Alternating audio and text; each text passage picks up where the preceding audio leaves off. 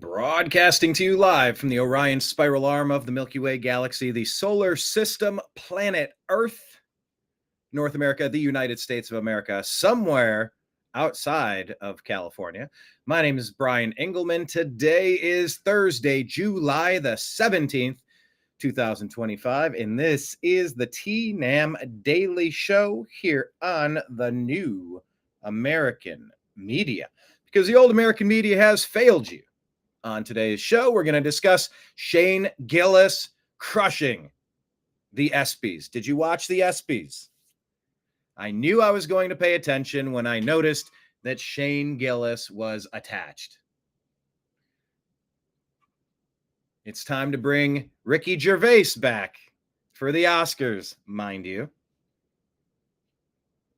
The court jester used to have a very important role in speaking truth to power. In fact, oftentimes that was the only person who could. So we'll discuss that cultural moment that just occurred. We're going to discuss Maureen Comey getting fired.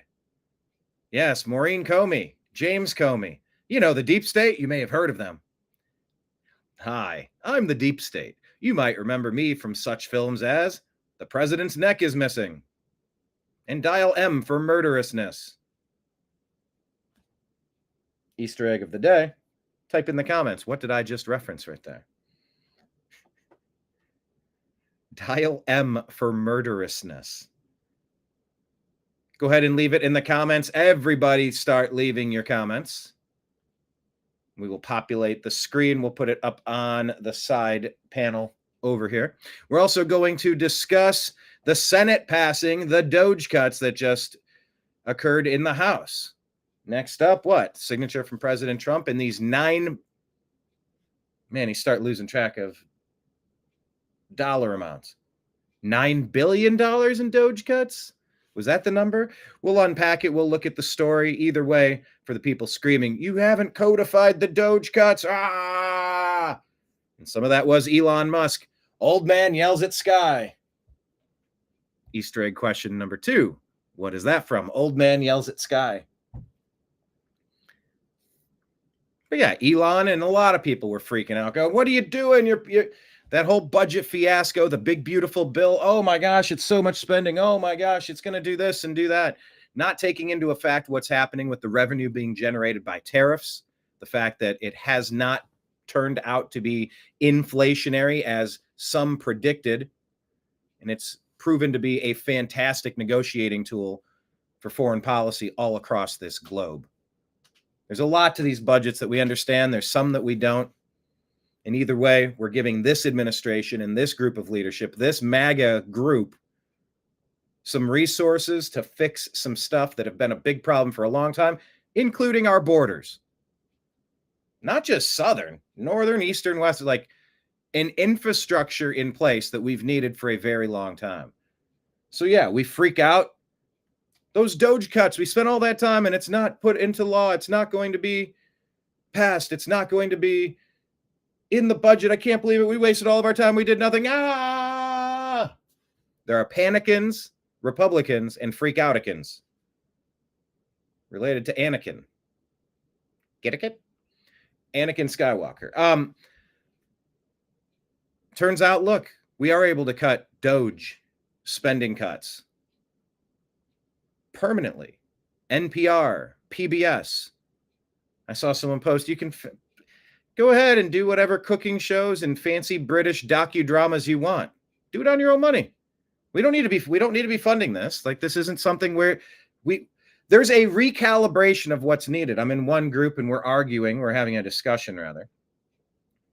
And she says, oh, you're cutting funding for cancer research. It's like, shut up, lady. Listen, number one. Listen, Linda. Do you know who Listen, Linda is? It's like, listen, lady. When it turns out that 90 to 95% of foreign aid and funding is really just money laundering, it's air quotes, foreign aid, money laundering, research, sure it is. It is so convoluted. The eggs have been scrambled up. You can't really separate it apart anymore. Scramble some eggs with some shredded cheddar cheese. See what happens. You don't get to undo that. It's just a mess. sprinkle in a little bit of arsenic, some poison, and guess what? You have to throw it all out, wash the pan, or throw the pan out, depending on what it is exactly, and start over. We're starting over. The shit that Obama and his team have been up to for 16 years, come on. You know the direction we've been headed. It hasn't been good. America overthrown in their forced colonization efforts. You're seeing it in Canada. You're seeing it across Europe.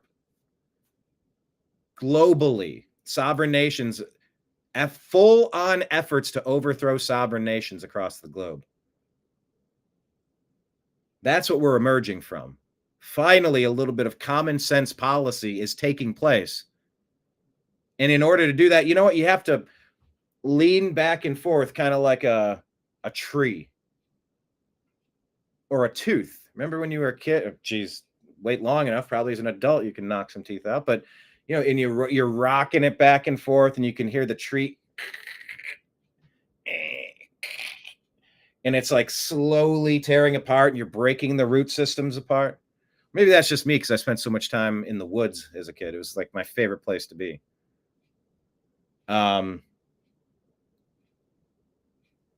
You know, you have to pull it up by the roots. Take a gardening example. TNAM Grow Something, TNAM Food and Drink, TNAM Preparedness. These are all 3 groups on Facebook you should be following us in.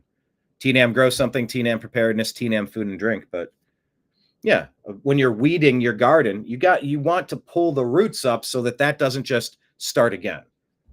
Oh, you didn't get it by the roots, so it's gonna, here it is again. You never really got rid of it. So that's what a lot of this recalibration is all about. It's about taking things up by the roots and making sure that they don't pop up again. Leaving the Constitutional Convention in the late 1700s. I don't know what year. 1780, 1781, 83, 76, whatever year it was exactly. When Benjamin Franklin was leaving, he says, "What government have you given us, Mr. Franklin?" He said, "A republic, ma'am. If you can keep it." A republic, ma'am, if you can keep it. Nimbus what? Nimbus has to come join because he hears that there's a show going on. Hi, buddy. And in order to keep it, you have to unplug things like a broken Medicaid system, a Medicare-Medicaid system that's been providing incentives for non-Americans to sneak into this country illegally, bringing God knows what ideology or criminal background with them. Stop. Time out. Hard pass. If this is on Saved by the Bell, Zach Morris would look at the camera, break the 3rd wall, and go, time out. And then Slater would go, and just stay there for a while. And just stay there. Time out, time out, time out, time out, time out. We have every right to filter and screen the people who are coming into this country. If you're a dirtbag, piece of human garbage, country's full. Go on now, get. We have every right to do that. That's not a bad thing. That's a good thing. And when cities are having sanctuary cities, when Medicaid is being abused to give our tax dollars to illegal alien invaders, some great people and some not great people. There are both. Don't you dare forget that. You know, that's a system that has to be examined, and you need to extract it like a bad tooth.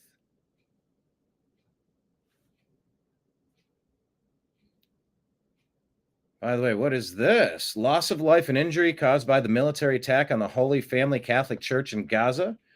The Pope is jumping in, chiming in on Israel's actions after bombing Syria yesterday. Look, we got to re-examine everything about our society. Oh, and it includes that 3rd rail you're not supposed to discuss. You know, our alleged greatest ally. Are they our 51st state? Or is the United States on the end of their puppet strings? What in the world is going on? Why did we drop bunker busting bombs on, I was just talking about Syria now. Oh, hi, bud. Thank you. Thank you, guy. Bunker busting bombs on Iran. Why is Damascus under attack? Why is the Pope calling out the deaths in Gaza of their Catholic Church? What is going on globally with the caliphate? What is going on with the effort to spread the caliphate into every nation? I mean, video after video, people on camera saying in their own words that, and by the way, you can trust some of that translation to a certain degree and some of it, grain of salt, but the evidence is mounting that the goal is not assimilation. The goal is invasion. The goal is conquest. The goal is domination. So are you going to allow a non-compatible set of rules to dominate, take over, and become the rule of law, the law of the land? Is that something you're going to deal with? Is that something you're going to roll over and allow? Well, that's what Obama and the deep state and the globalists have been up to for a long time. They've got a grand strategy, decades and decades in advance, and then they roll it out ever so slowly. And the question is it easier to survive, or did you just pay $130 for a bag and a half of groceries yesterday? Yes, I did. Is it easier to survive? Well, I mean, I guess if you're making twice as much money as you used to. We had a story on yesterday's show where if you made $100,000 in 2020, that's the equivalent of making about $70,000 today. So, I mean, does that mean that your money has gone up? Are you making an extra $30,000? So if you made 100 5 years ago, are you making 130? So you have to ask the questions, are the people who are trying to get us enslaved into permanent debt slavery, these banksters, these governments that overspend by trillions? What are we at, 36 trillion? Do they want us to be free and sovereign individuals, or are they expecting us to be their goddamned debt slaves forever? Huh? No, I don't like that word either, and I've traditionally not used it, but I would say God damns the people who try to create debt slaves out of humans. So I'm literally saying that God is damning the people who are trying to turn humans into misery factories, usury, debt slaves. What is going on? Humans are not meant to be property. It's just a different kind of slavery now, isn't it?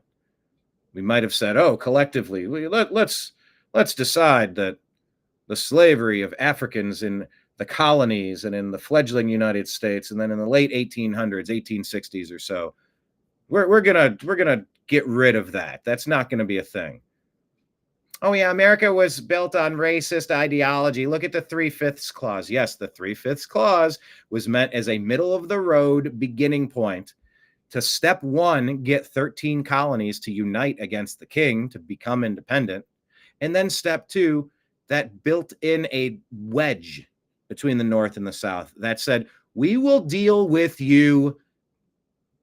We will deal with you.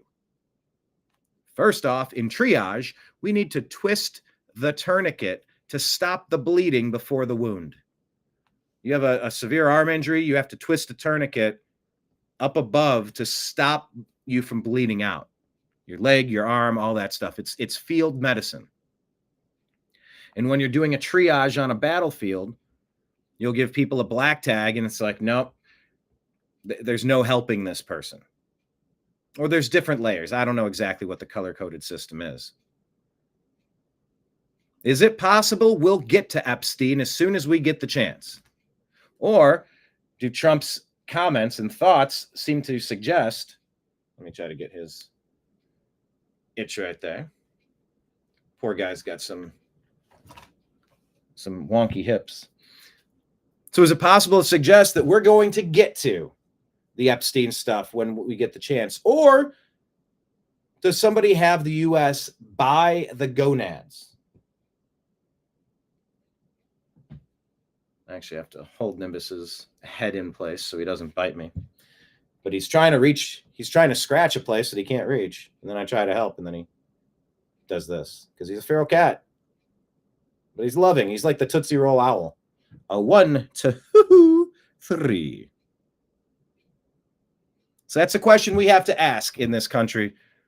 Is Trump compromised? Is the United States compromised? Are the deep state intelligence agencies at all those alphabet agencies, are they working on our behalf, or are they working to turn us into goddamned debt slaves?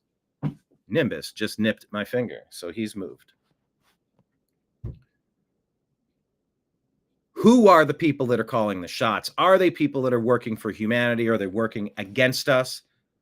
That's why we have to continue discussing the Epstein story every day. And I'm going to play you different perspectives. Do you agree? Do you disagree? Adults are supposed to be able to have adult conversations about all these topics. Oh, no, but Meta, Google, no, you're not allowed to discuss certain topics. Like, I don't know, vaccines and elections, you know, the unimportant stuff. No, they tried to tell you, they tried to gaslight you. They tried to shame you. They tried to silence you. They tried to demonetize you. They tried to destroy you. They tried to get you fired. They tried to get you executed. Yeah, through doxing, through all of the promotion of all of the nationwide coordinated riots. Totally not grassroots, or totally not AstroTurf. I mean, totally not AstroTurf. Yeah. The people who are running the media, are they on your side, or are they actively colluding against you to destroy you? These are the questions we have to answer. Everything's on the table. And that's why we meet in a place like this, on the TNAM Daily Show here on the New American Media, to discuss all of these things. So let me pull up the comments onto the side of the screen. Hit like, hit subscribe, tell a friend, bring somebody into this chat. Oh, there's a question. Do you know anybody you could text? Could you shoot out a text with this link, this show link, to a couple of your buddies and go, hey, jump in the chat room. Let's hang out for a little while. Let's talk about the news.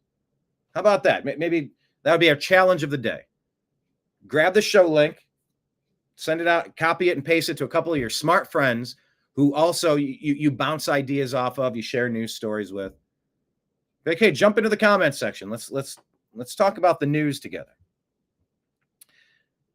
So we're going to cover the stories that I mentioned and more on today's episode of the TNAM Daily Show. Let's buckle up and begin.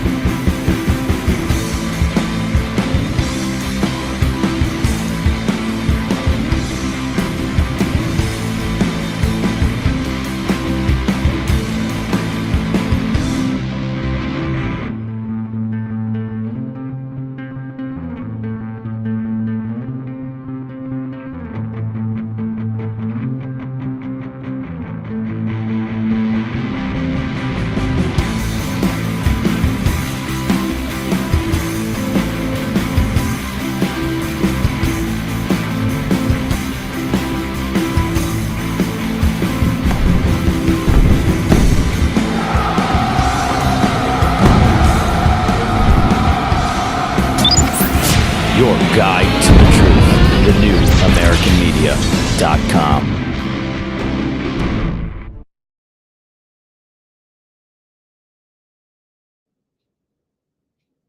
Welcome, Nick Atoms with a Z, Patriot Warrior Texas, over there on Rumble. Rumble's a cool platform. They have the Rumble Rants. You tap the button and it's like you can send $1 or $5. It's an awesome donation delivery mechanism. So to anyone who doesn't want to watch the advertisements play, because that's a way to drop a penny in the wishing well for the New American Media, you can do Rumble Rants. So thank you to everybody who signed up with us on Rumble. And for those of you who are not, please consider getting an account. I mean, we have been hit with copyright, hit with, and these are erroneous claims. You know, within reason, we have fair use authorization to cover things and add transformative dialogue. But they will go out of their way to silence people they don't like. So Since YouTube has failed us, we have built a separate secondary ecosystem over on Rumble. So go on to Rumble and subscribe. Yeah. And toss a Rumble rant if you're feeling frisky. The other places you can follow the New American Media, scrolling at the bottom of the screen, search the New American Media on Instagram. We have our page there, and we share a lot of the content that we will use on our show. If you want to get a sneak peek of what's going to be on our show, just follow us on Instagram. Look at this. What I'm about to play you here, these stories and these clips, they're on Instagram. So follow the New American Media on Instagram. But look, Instagram and Facebook, Meta, they have censored us, silenced us, deleted our pages, deleted our channels, also our personal profile. They dropped the hammer on us because we were discussing all of the important issues, and they said only we are allowed to discuss that. Or you know what, we don't like talking about the important things here, and you're not allowed. It's a private club, and you ain't in it, said George Carlin. That means Meta, Google hate you because they think you're too stupid or too naive or too manipulatable or controllable or gullible to believe someone like me. So they have to limit my power to connect with you as you connect with me and I connect with you, and we put the comments up and we're all connecting together, right? Separate ecosystems. Follow the New American Media on Instagram. We are on Facebook. We have a page and about 100 groups. Most of them are still going, and it's just I've dialed back the amount of time I spend on certain platforms, but we have a presence everywhere. The New American Media is on Truth Social, as I mentioned, Rumble, Odysee, and Twitch, Kick, DLive, and YouTube. Subscribe to all those places, please. Telegram and Signal at TNAM and TNAM Chat, on X at American_Media_, and our podcast is the Agree to Disagree Show here on the New American Media. Of course, thank you to all of our Patreon sponsors, the New American Media on Patreon. We have several of you who are, whether it's $5, $15 a month, $100 a month, $1,000 a month, you're all awesome. And the more awesome you all can be, it just really helps keep. I just got a bill for, so it's $84. I mentioned it the other day. I was trying to remember how much the X subscription was. Well, apparently a year ago, I had to pay $84 to use X. Now, X being one of the only free and fair platforms out there, we have to have our presence there. But you know what? If someone signs up for $5 a month, once Patreon takes their fees out, it doesn't quite get us to cover our X expense, but it's like, okay, gets us halfway there. 2 people cover our X expense for a year if you sign up at the introductory tier. So, the more people that participate, the more people that essentially take ownership in this show, because we're all hanging out. We talk to each other in the comments, Deb and Kenneth, and hello, fast moving Vine, and Deb and Nick and John Boy.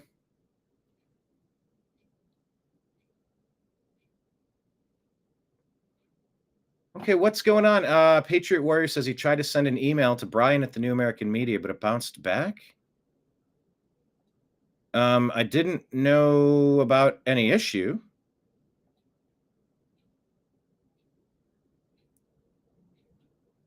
Oh, man.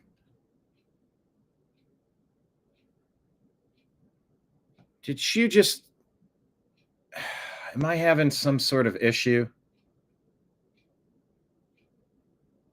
No, I see Brian at the New American Media.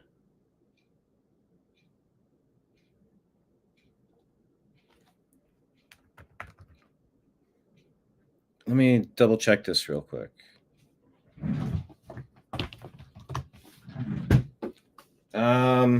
Sorry, I'm been made aware of an issue, and there have been a strange incident or two that has occurred.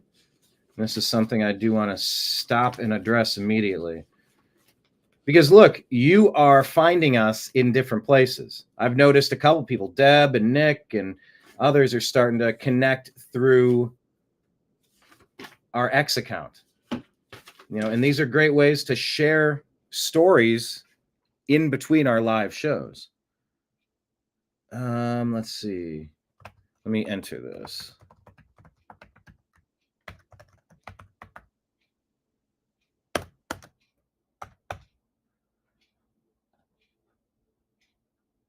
Let me log in.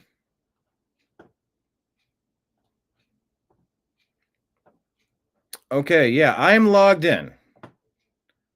So if you sent me something, did it end up in spam? Well, unless you're selling me aluminum air intercoolers in my spam folder. I don't see it. Try it again. John Boy, try sending that to Brian at the New American Media again. I have logged in. It is confirmed. It is working. So that should work. But yeah, having these conversations on various platforms in between our live shows.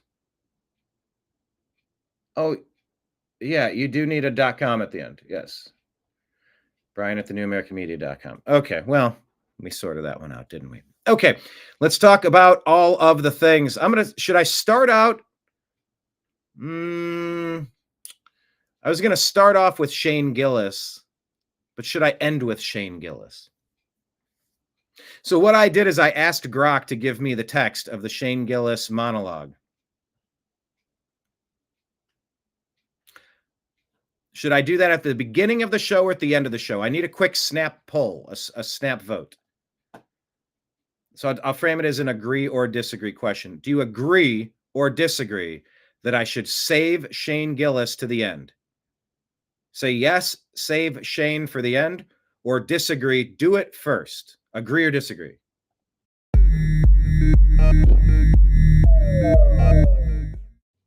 Question being, should I save Shane Gillis's comedy for the end of the show? Agree or disagree?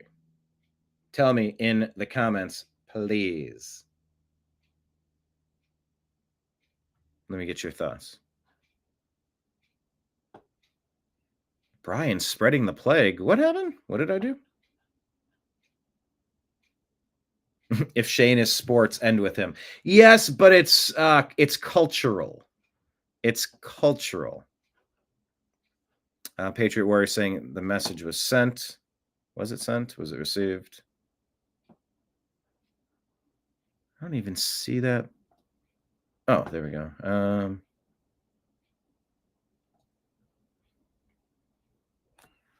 Okay. Gotcha. Hey, John Boy, have you ever watched my interview with Jim Mars? I'll have to check. Okay, I'll dig into your message in a little bit, but got message received. Have you ever watched my interview with Jim Mars? We had a excellent chat. Love Jim Mars. Interesting character. Nick says do it first. Deb says do it later. Any tiebreaker? Tell you what, let's just plow through the news here. This is in front of me. Let's go with it. This is Trump. Really, I don't know what's going on, man. Is he playing a character or is he intentionally alienating his base? I don't get it. Trump is taking questions. Mr. President, I know you want to move past all this intrigue over the Epstein files, but I do want to ask you to clarify something you said this morning. You said this was all a hoax. Has your attorney general told you? A hoax. What's a hoax? You know, I don't like. All right. What I do like. All right. Here, since you're asking for it and I'm thinking about it, search across my channel. Geez, 10 years ago. Jim Mars. YouTube is so weird. Every time I click on a video, it's like, oh, was this video made for children? It's like, how about I just click no once forever? And if I ever decide to make videos for children, I will click a button. I don't know what. Every time I upload a video, every time I go back to an existing video, it's talking about videos for children. Nothing. No, I'm good. Can't I just set that as my standard? Here, I'll put this out on our X feed. Patriot Warrior, are you on X? I forget because I would tag you. I'll type on today's episode of the TNAM Daily Show. We discussed this episode. So here it is. ICYMI, in case you missed it. Jim Mars and BrianEngelman talk alien conspiracy in Conscious Life Expo 2015. How awesome is that? Yeah. Okay, let's get to the news. Yes, you're on X. I didn't remember your handle, so I couldn't tag you, but I just put it on X if you want to watch it. 7.5 minutes. It's a good chat. Talked with George Norrie that day. I can't remember exactly which, because I went to so many of these Conscious Life Expos. I'd go every year. I'd go to conventions nonstop. I'd tour the country doing this. I'm in.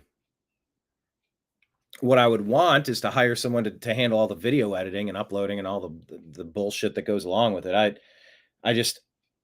That's a heavy burden to carry, is all of the, I want you to be the pitcher, I want you to be the catcher, I want you to play first base and center field. I also want you to bat cleanup, and I want you to bat leadoff. I also want you to be, I want you to be the manager. And you're like, it's a lot to do.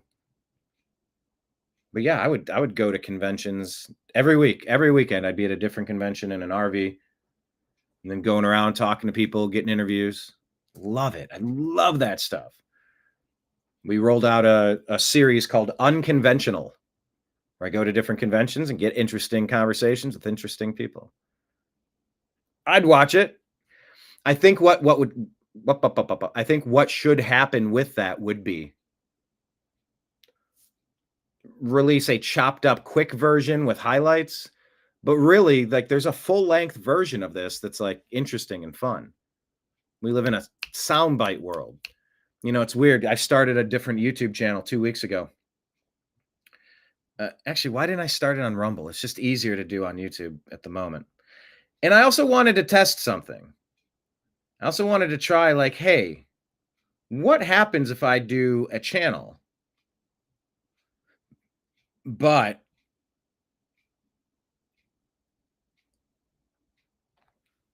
we avoid the hot button issues where the deep state Democrats won't try to censor you? So I did that. And let me tell you, the ratings are pretty great. I mean, pretty great comparatively, but I mean, 100 times the, I have literally no followers. I'm doing 3-minute videos, and they're getting more views than this long form show that, guys, there's a lot to unpack. But we are part of a group. We're a team here. We're kind of, the new American media is you. The new American media is anybody with a cell phone. You are the media. Look at me. I am the media now. Look at me. You are the media now. We are the new American media because the old American media failed. So people share stories. We share them out. We talk about them. It's a whole thing. It's a whole thing. Anyway, let's get back to Trump here. So that is the question. Is Trump playing an act, or is he really, really, really, and I mean an act because he's about to drop the hammer, or is he really thinking he's going to get us to stop talking about this the way that he's handling it? Because he's making it worse the more that he talks. This was rolled out terribly. Susie Wiles, his chief of staff, needs to be taking, she either needs to be fired, or this was an intentional plan to get everybody talking about this. But if the goal was to move this aside, they have done, I mean, you talk about the Streisand effect. The more you talk about not talking about something, the more everyone wants to talk about it. Trump's smart enough. He knows this. You spell Covfefe wrong. That's all anybody talks about. You're leading the news cycle. Oh, Trump said there were 7 states instead of this or that. And you look at the message inside of the post that he allegedly spelled something wrong or said something wrong. And now everybody's getting red-pilled that message. He's a trickster. He knows how to play the media like a fiddle. So what is he doing here? Is he of the delusional belief that if he tries to shame his base, we're going to shut up and fall in line? One of the best takes on the Epstein story is that We are not in a cult. We're not. Never have been. It's not about Trump. It's oh, well, Trump says something, I'm going to go do something. No. It's about the grand strategy. It's about the philosophy of pulling up so many roots of the weeds that the deep state Democrats, Barack Hussein Obama, Joe Biden, Kamala Harris, Victoria Nuland, James Comey, Clapper, Brennan, these dirtbags who have just been stealing everything not nailed down and breaking everything that they possibly could and trying to sabotage the success of you in this country, you and your country, trying to make it so you're scared to go outside in Portland, scared to go outside in Seattle, scared to be outside in San Francisco, scared to be in your community in Los Angeles, scared to do anything in Chicago, scared to take the subway in New York. It's not that complicated to get the repeat criminal dirtbags off of the damn streets. Except maybe that's what they want. They want you slightly terrified. And by slightly, I mean completely. But what is Trump up to here? Because this is just irritating. It's blood boiling. But then CNN releases their some polling today. I'll get to that a little bit later. Let's listen to what Trump has to say about Republicans who are vocal about the Epstein client list. This was a hoax. What evidence have you seen of that? And why is Harold Lutnick sitting beside him like he's a handler? What is Lutnick doing? And there's a lot of concern about Lutnick and his ties. Attorney General, no, I know it's a hoax. It's started by Democrats. It's been run by the Democrats for 4 years. You had Christopher Wray and these characters and Comey before him.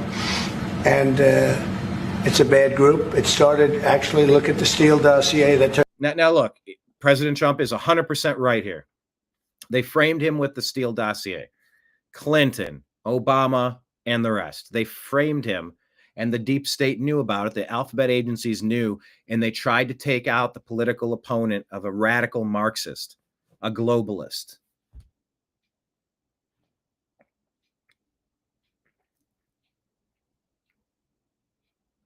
Scott Adams has been fantastic at calling out the drinking bleach hoax, the fine people hoax, making hoax lists, comprehensive hoax lists.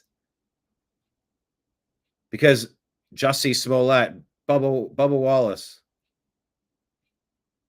LeBron James, Trayvon, Mike Brown, hands up, don't shoot, like case after case after case after hoax after hoax after hoax after hoax. The lawfare hoaxes meant to derail Trump's political campaign so that they could seize power in a coup in conjunction with the deep state to make it happen. Yeah, they're co-conspirators. They're pure traitors. Maybe they've always been traitors. Maybe they've always thought this is our country. Let these useless eaters, let them think they have freedom. Let them eat cake. Maybe they flexed their muscle when they took out or tried to take out Trump, when they tried to take out Reagan, when they took out Nixon. Oh, Watergate. Oh my gosh. Watergate. Oh my gosh. Did you miss the part where Edward Snowden told us what Obama has been doing to spy on us and violate all of our Fourth Amendment civil liberties? Anyone? Bueller? Anyone? Or when they exploded Kennedy's head? Do we have a government that works for us, or are we debt slaves to a bunch of pedophile creeps, monsters, and demons? I mean, if there's a point to draw a line in the sand and literally say, give me liberty, fill in the blank, wouldn't it be to find out that the people making the decisions on this planet are the worst of the worst literal demons that need to be executed, need to be found guilty in a criminal court of law or a military tribunal, and then face corporal punishment for their treason? I mean, how close are we to having this conversation? We've been having this conversation. That's what Oath Keepers have been talking about. That's what this nation was founded on. When in the course of human events, we have to cast off the shackles of a government that doesn't serve the people. You know, it's like, it's not like you have a right to, but it's almost like you have a duty. And so I get part of this story, but it's just not connecting for me. The Lego pieces are not cleanly snapping together. The puzzle pieces are not quite, I don't have the full border yet. There's something in this story that doesn't make sense. Because yes, Trump is right. They've been framing him for years. The Russia hoax, all the hoaxes. But just because Scott Adams did a good job framing the fine people hoax and the drinking bleach hoax, that doesn't make the Epstein story a hoax. Is he trying to say that there is no such thing as child abuse? Because I feel like every week, Pam Bondi, Kash Patel, Dan Bongino are taking down child abuse rings. So for all the grief we're giving Bongino, Blondie, Patel, I don't know why you keep making fun of Kash Patel. Just because he said, I'm not going to re-victimize those women, and I'm not going to show those videos. Also, there are no videos. It seems like once a week, they're exposing some sort of pedo ring. Oh, and by the way, I'll show you a story about what happened at a house in California. 19 babies under the age of 3 with a Chinese family and human smuggling and trafficking and God knows what purpose. God knows what is happening. Is this organ harvesting? Is this trafficking? Is this, what are we even, it's indentured servitude, having to work on a California weed farm as an illegal alien, smuggled into the country to be a slave. We got a lot of questions to answer, and I don't like the dismissive tone of, that's a hoax. It ain't no fucking hoax. It's a bullseye. It's a game of darts. On the outside, there's a ring, then there's a middle ring, then there's a center ring, and then there's a bullseye right in the middle. To what degree have people been involved in which activities? That's what we're saying. Give us the damn answer to that. And they're saying, no, it could harm the process. Harm the process of negotiations? Yeah, they should.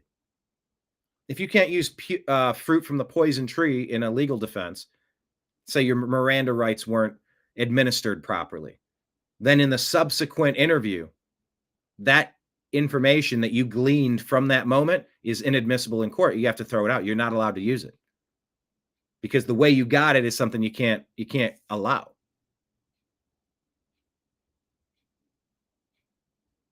Information gathered from a search without a warrant. Well, then you know what? You throw all that stuff out. That's how people get away all the time.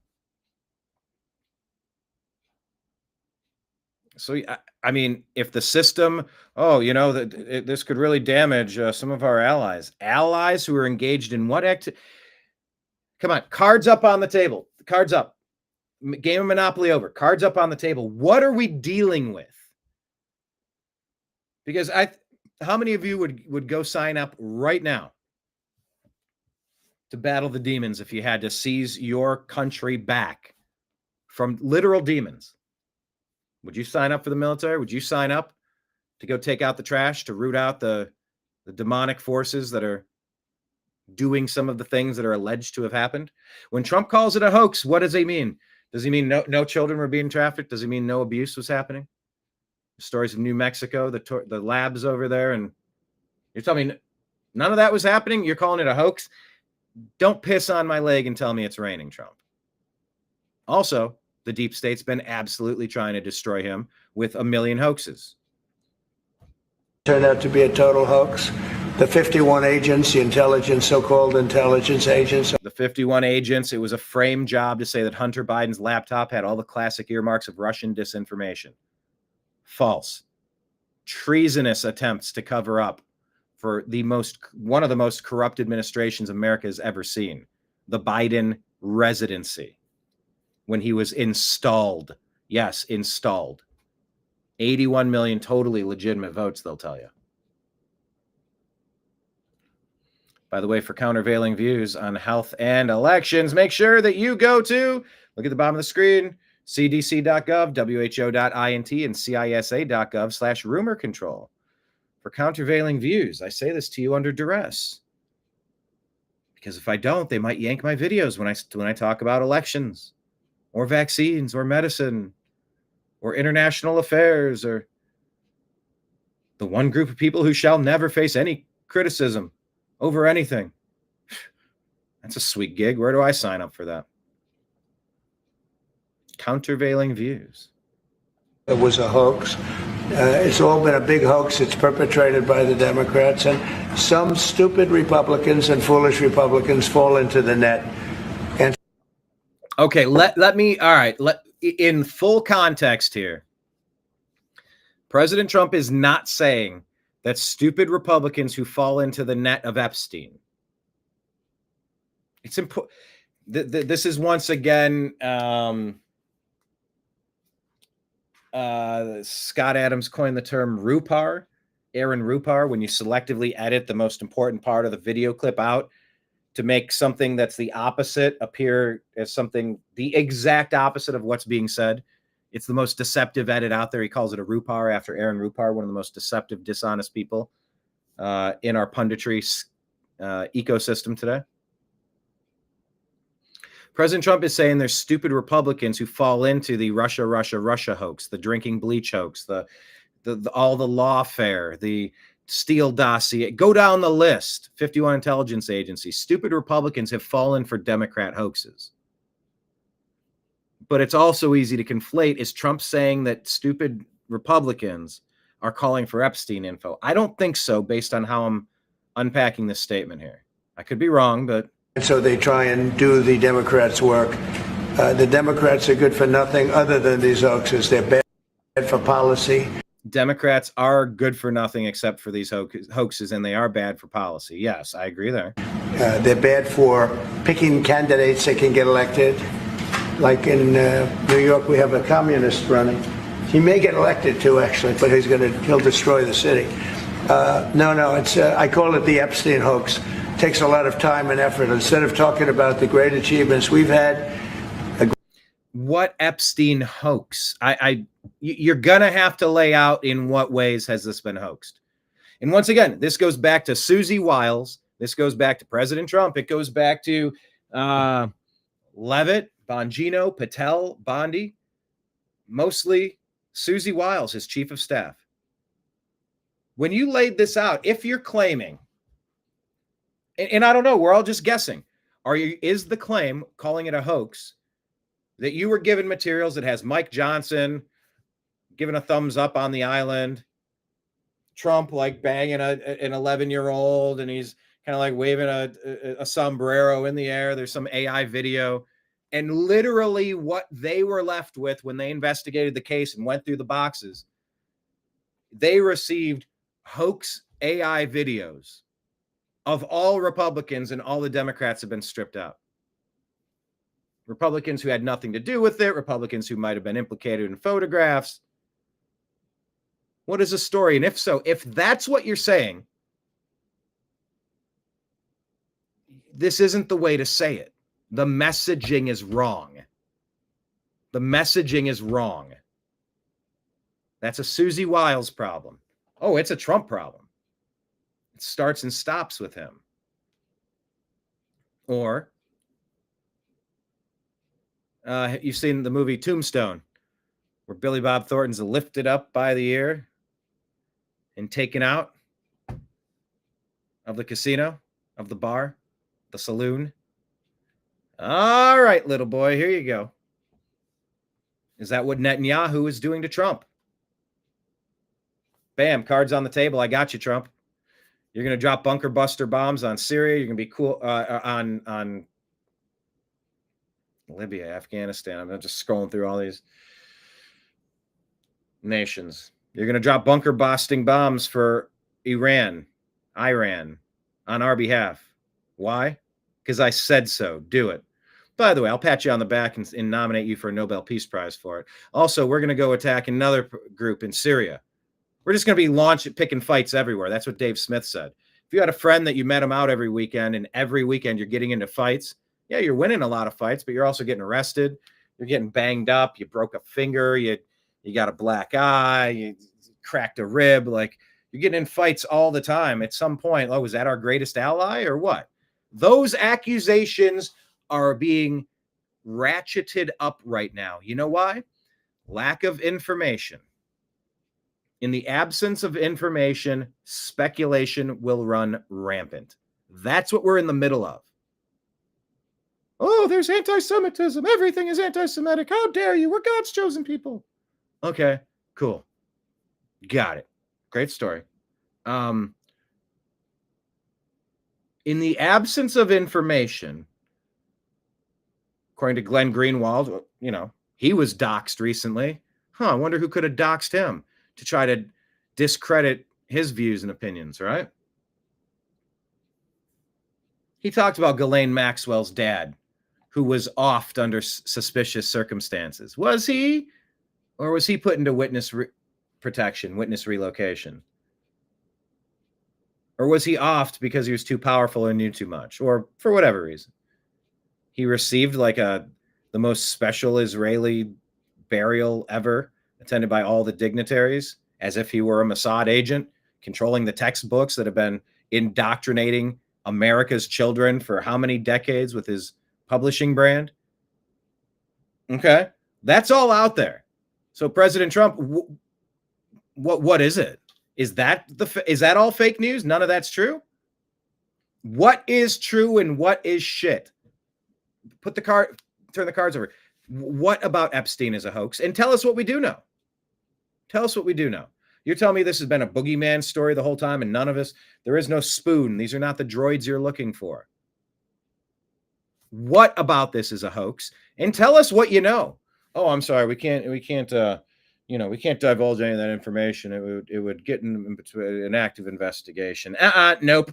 You've had 6 years to put your investigation together. No. Shh. Trust the plan. There's a plan. Shut up. You've had 9 years for your fucking plan. Do it now.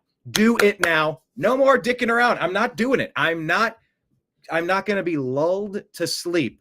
Go back to sleep. On the other hand,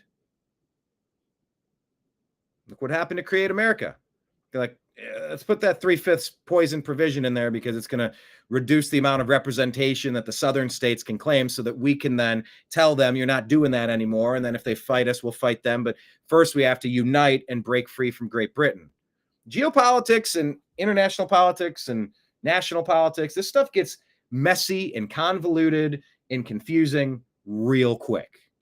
And in war, anything goes, which is why it's probably a good idea to avoid it when you can. Oh, that's a war crime. You can just say that's war. War is a crime. War is like somebody or some entity throwing down in the most blunt way possible. We are in a war. Our nation has been flooded with 30 million sleeper cells, potentially. I'll show you a report in a minute where they said 1 million illegal aliens have self-deported already. Yeah. Here's a note to anyone out there. If you are in America illegally, there's the CBP Home app. Go on the app. They'll get you an airfare back to where you came from. And if you raise your hand and say, hey, someone said I could come here. I have family. I want to come back. Don't hold this against me. That's the point of the app. You go back, you do the criminal background check. We find out what ideology are you trying to come here with? Are you trying to work? Are you trying to send your money back? Are you trying to commit crimes here? Do you have a criminal record? Like, we need to know who you are. Go to the CBP Home app and be one of the smart people that self-deports, and then you might be allowed to come back in. If you don't do that, you're never allowed back in. Like, that's how things are right now. So 1 million, 29 more million to go. There are a lot of nefarious forces at work right now. I try to keep positive perspective, but it's deadly serious. It's deathly serious. And I watched some of that John McAfee interview. I haven't watched it in years, and I got both the tabs pulled up. I got to finish watching them. I really did enjoy talking to that man. But it was just as serious then. He and I both felt like, can Trump be protected? I think John McAfee and myself had in general at least vaguely positive / hopeful response and feeling toward Trump, and we both wondered if he could be kept alive. He and I both talked about being on a bad guy list. You know, people that aren't just going to regurgitate lies from the deep state. Here's a tip to the deep state too. If you would stop abusing the people, the people wouldn't even care if you did a little bit of your stuff. You're doing too much. You're taking too much. You're screwing us too much. You've deflated our currency too much. You've outsourced our jobs too much. You've invaded our country with people with incompatible worldviews and radical ideologies that are not compatible with the American Bill of Rights and Constitution. You're fucking with us. Deep state, you've gone too far. You thought this was unlimited. There is a pushback point, and y'all done found that a long time ago. So yeah, this stuff is serious. And I just don't get if Trump is going to call Epstein a hoax, cards on the table, let's lay it all out. Explain what the fuck you mean about that. Don't just call it a hoax and imply that I'm stupid or foolish for wanting answers. What's stupid and foolish is the messaging here. Unless they're playing a super clever game of 7-dimensional chess. And trust the plan. Sealed indictments are coming. Maybe. I hope I'm wrong. I've mentioned this before. Ben Affleck in Good Will Hunting, he says to Matt Damon, my favorite part of the day is when I pull up to your front door and I honk. It's those 40 seconds between my honk and when you may or may not come out. Because if you don't come out here, maybe you're actually living up to your potential and not wasting your life with a bum like me. Best part of my day is when I wake up before I look at my phone and start scrolling. I want to wake up to a barrage of text messages from people in different countries, different time zones, tagged on X, all these stories. I mean, we would be tagged by 1 million people.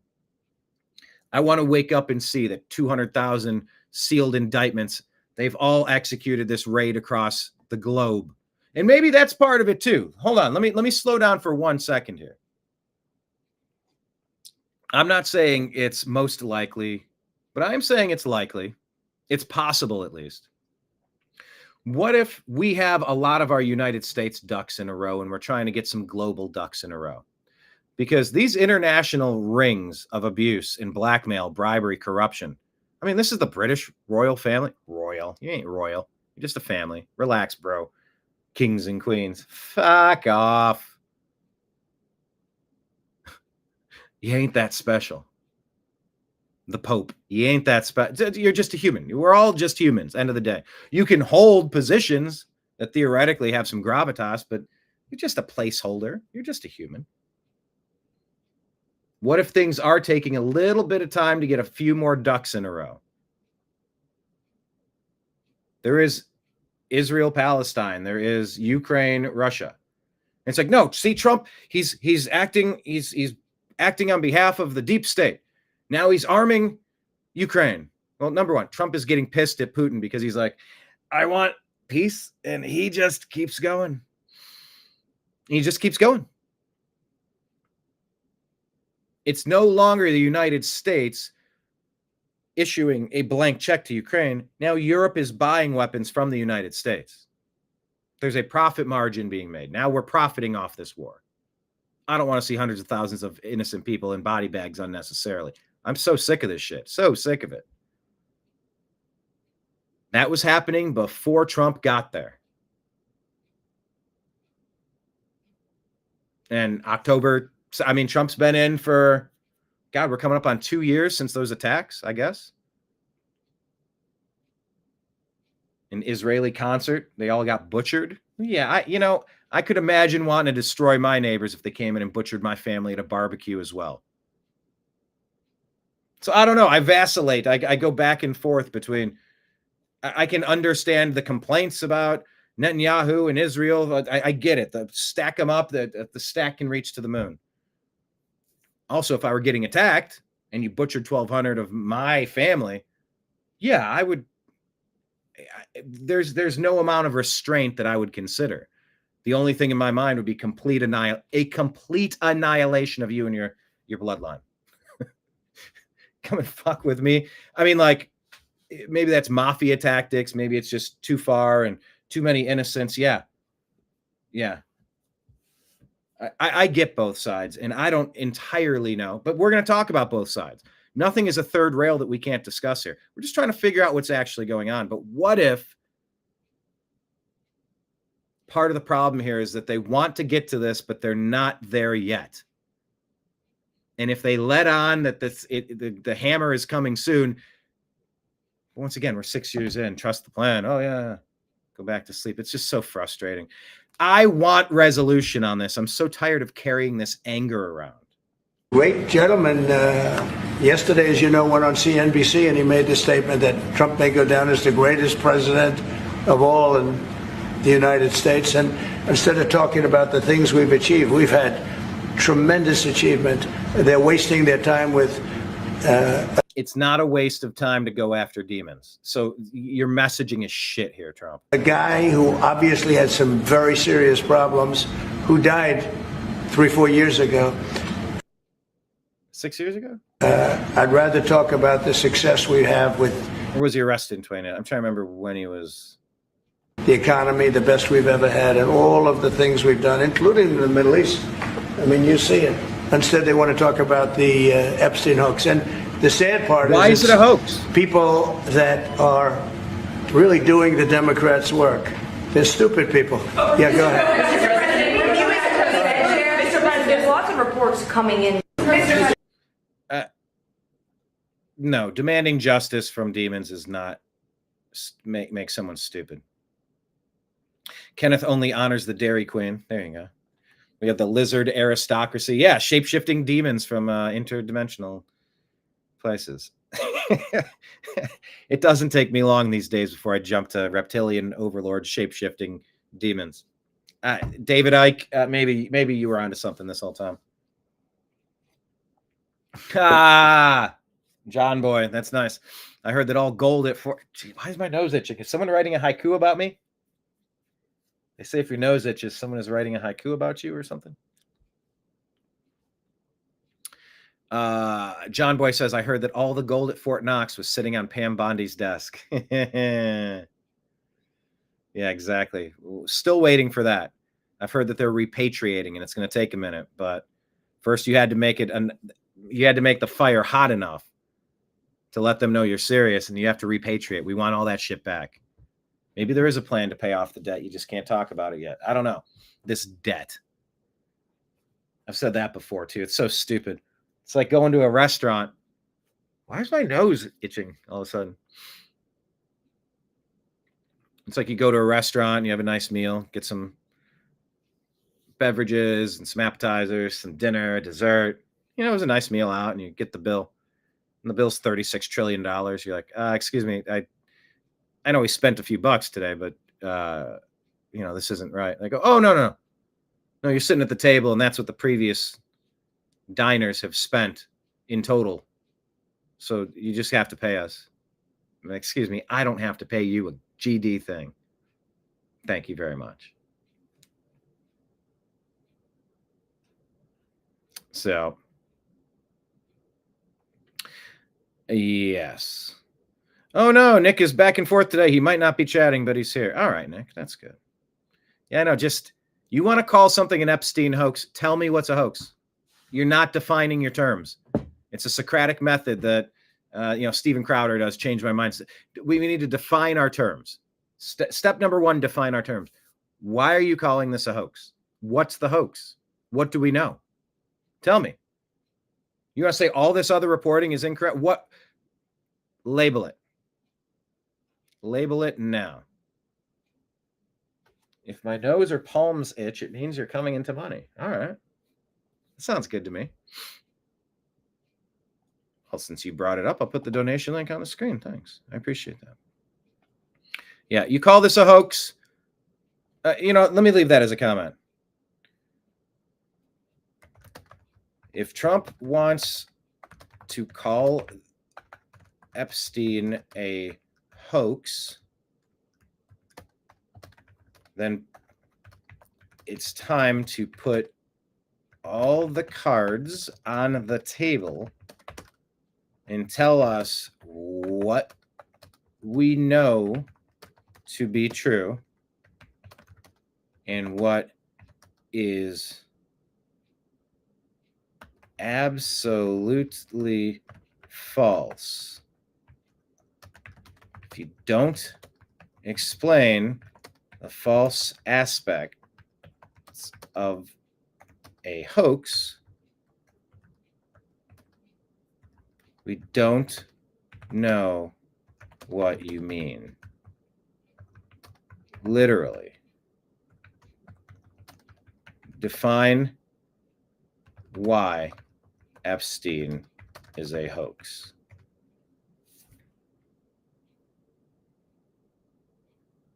All right.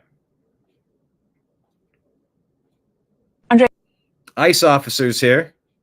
You know, they're telling you, oh, it's a concentration camp. It's a concentration camp. They say, oh, how dare you have alligator Alcatraz? You can't hold people accountable for sneaking in to the country. Yeah, we can. We can process them and remove them. We don't want to be permanent residents of alligator Alcatraz. It's just a transfer point. But here you go. How inhumane is this? Well, what about the criticism of ICE facilities when you hear people say that, you know, people are being held in cages, that these are barbaric detention centers? You work in that part of the system. What do you say? Well, I can attest to that firsthand. We don't have cages in the detention center. We have bunks, we have beds, warm showers, and there's tablets in each individual dorm. I don't refer to them as jails. They're dorms, they're dormitories. The detainees there, I visit them almost twice a week, perhaps, and the accommodations that are given to them are very interesting because they get tablets. They get tablets that allows them to connect with their families, with their relatives. Phone calls. There's plenty of phones there available for them to use. Like my colleague said, they get 3 meals a day. We even go as far as to try to accommodate certain diets that the detainees in our custody request. To debunk that statement about cages, I can tell you right now, we have no cages at our detention centers, nor have I ever seen a cage in one of our detention centers. I mean, I saw the pictures. There are chain link walls where the bunk beds are kept. You want to call it a gigantic cage? I mean, yeah, it sounds a lot like you're describing a prison. Sounds like you're in a detention facility because you snuck into the country illegally. You listen to some Democrat or some coyote or some human smuggler, some human trafficker, or you know better and you did it anyway. Well, if that's the case, so be it. It doesn't make it inhumane to have a detention facility by any stretch. We need to normalize defining the terms a little bit better. Let me ask you this, Paul. Is this the beginning of it again? President Obama, when you look at the numbers, deported more people from the country than President Trump. Andres, what about the criticism of ICE facilities? Okay, now it reset. Yeah, and for all the grief that I give Barack Obama for the forced colonization of the sovereign nations on planet Earth, there were a lot of deportations. But under Biden, I feel like he just said, you know what? All systems go. Let's go as fast as we can. Let's do all the things I wanted to do, but I was blocked from doing. The American people were too on to me at the time. Yeah, the ICE video with Trump and the alligators singing and wearing ice hats. I saw that. That was wild. I saw that too. Maybe you saw it on the New American Media page. All right. Anthony Cabasa, not Kielbasa, Cabasa, says President Trump has just signed the Halt Fentanyl Act, which reclassifies fentanyl as a Schedule I drug. Thank you. You know, you can choose in your personal life to get high or not get high. If you're not going to put other people's lives at risk and you're not going to act a fool and lose your mind and cause problems and become a danger to yourself and other people, and you want to catch a little buzz, I mean, what do I care? If you take a sip of something, you take a puff of something, like literally, what do I really care? I'm fairly libertarian when it comes down to it. What do I really care what people do if it's not harming me? Oh yeah, well then why do you care about trans kids? You mean kids who are going to have to suffer unnecessary genital mutilation and the false assertion that it's care. Yeah, I want to protect kids from abuse. Yeah, it doesn't affect you. No. It's affecting innocent kids. Stop it. No, of course. We're not doing this as a nation. Well, why do you care about men? I'm sorry, trans men or women? What do they call them? Trans? Who cares? Why do you care about women's sports? Because dudes shouldn't be beating up on women in sports. Next question. Like, what are we? I'm not going to keep doing. I'm not going to keep repeating myself on the obvious issues. I did just glance up and see it was 111, Kenneth. Birds of a feather think together. Anyway, I think Americans. Hi, everybody. Bobby Kennedy here with Health and Human Services. I just want to announce that it is our new policy that while we might not choose to get high ourselves, we think Americans have the right to get high and not die. So we've worked with President Trump to sign the Halt Fentanyl Act, which reclassifies fentanyl as a Schedule I drug, and we can make America healthy again. But I like this. Fuck fentanyl and fuck the people that are involved with it and the countries involved, like all of them. How many people from your high school have been buried from an overdose? And I don't mean, oh, he drank himself stupid and passed out and rolled into a river and he drowned. Or like, he was high as a kite and he was driving 140 miles an hour. And it's like, what a dipshit. We've seen those too. But how many of these overdoses are just, he was poisoned with fentanyl? Wasn't looking to die that day. They were just looking to get a quick high. They were poisoned into death by fentanyl. So yeah, there are a lot of wins coming from this organization, from this administration. And this is one of them. The bill seeks to increase harsher penalties for fentanyl-related crimes to include mandatory minimum sentences based on the amount of fentanyl seized. Yeah, it should be so toxic, you should damn well know better to stay the hell away from fentanyl. It's estimated about 48,000 Americans died to fentanyl overdose. No, poisoning. Okay. I'm going to type that in the comments. It's time we stop calling a fentanyl overdose an overdose.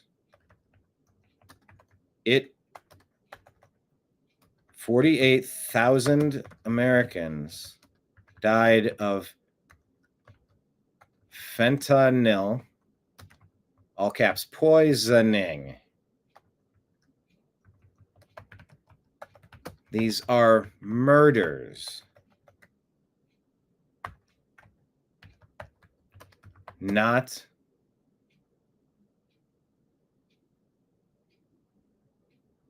sloppy, self-inflicted incidents.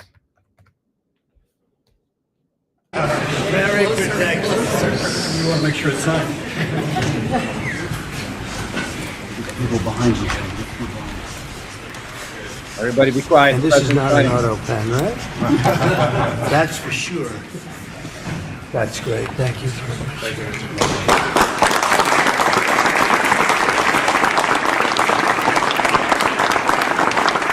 I like how public all of this stuff is. I like how Trump runs it like, oh yeah, well, I work for Trump and he didn't pay his vendors. I'm sure there were cases and so, come on, you don't do business forever. And hell, you could talk to a former contractor I worked with. Well, they didn't finish paying me. You didn't finish your job and you missed all of the important deadlines that we agreed upon.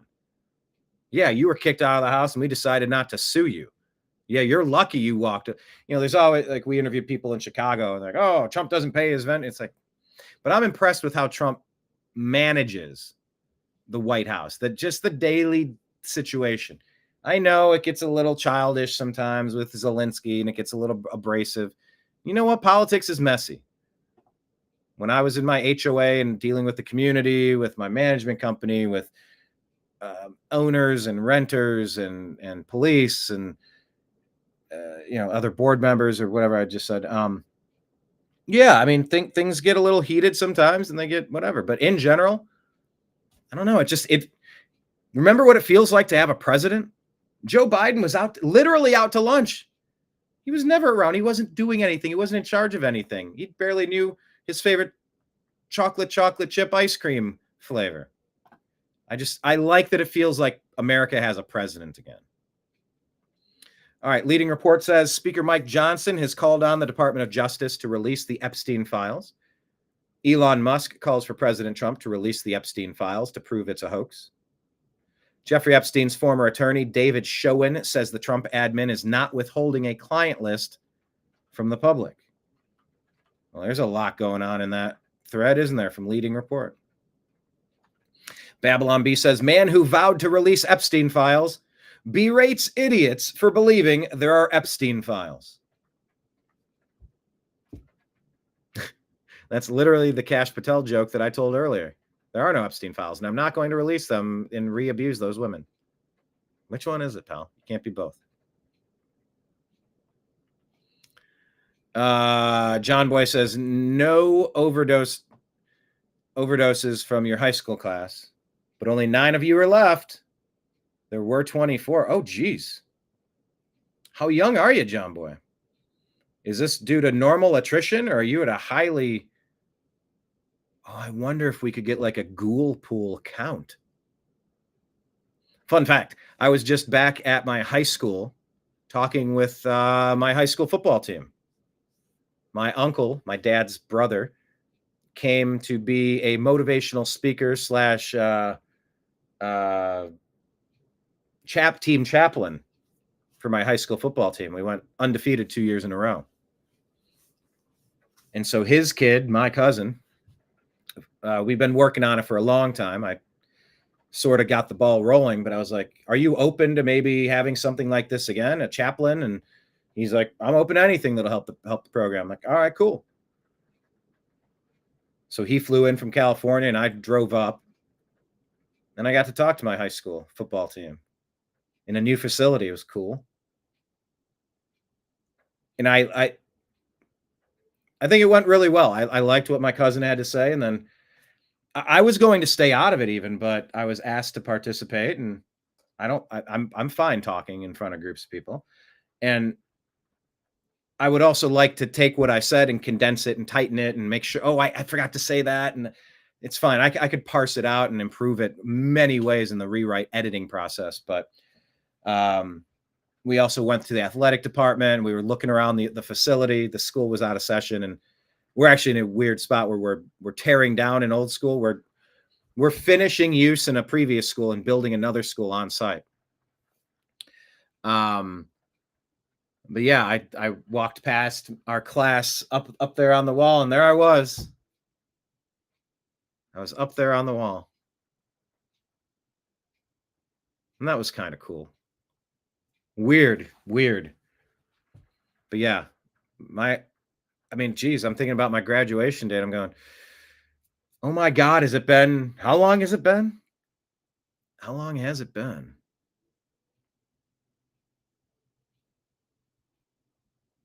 You are 64. I am the inversion of that. But yeah, I'm going, geez, you just blink and decades pass. It's so weird. But yeah, after a couple more decades, obviously more people are lost through attrition. But yeah, there's been a lot. There's been a lot of reflection.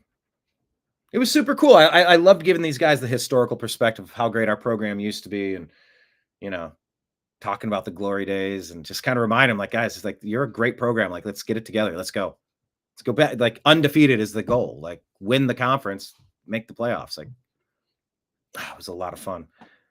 But yeah, Kenneth, class of 77. Okay. Yeah, there you go. Question of the day. Type in the comments. Even if you're watching not live, type in the comments. This will help me know that you've made it this far in the program. Tell us what year you graduated high school.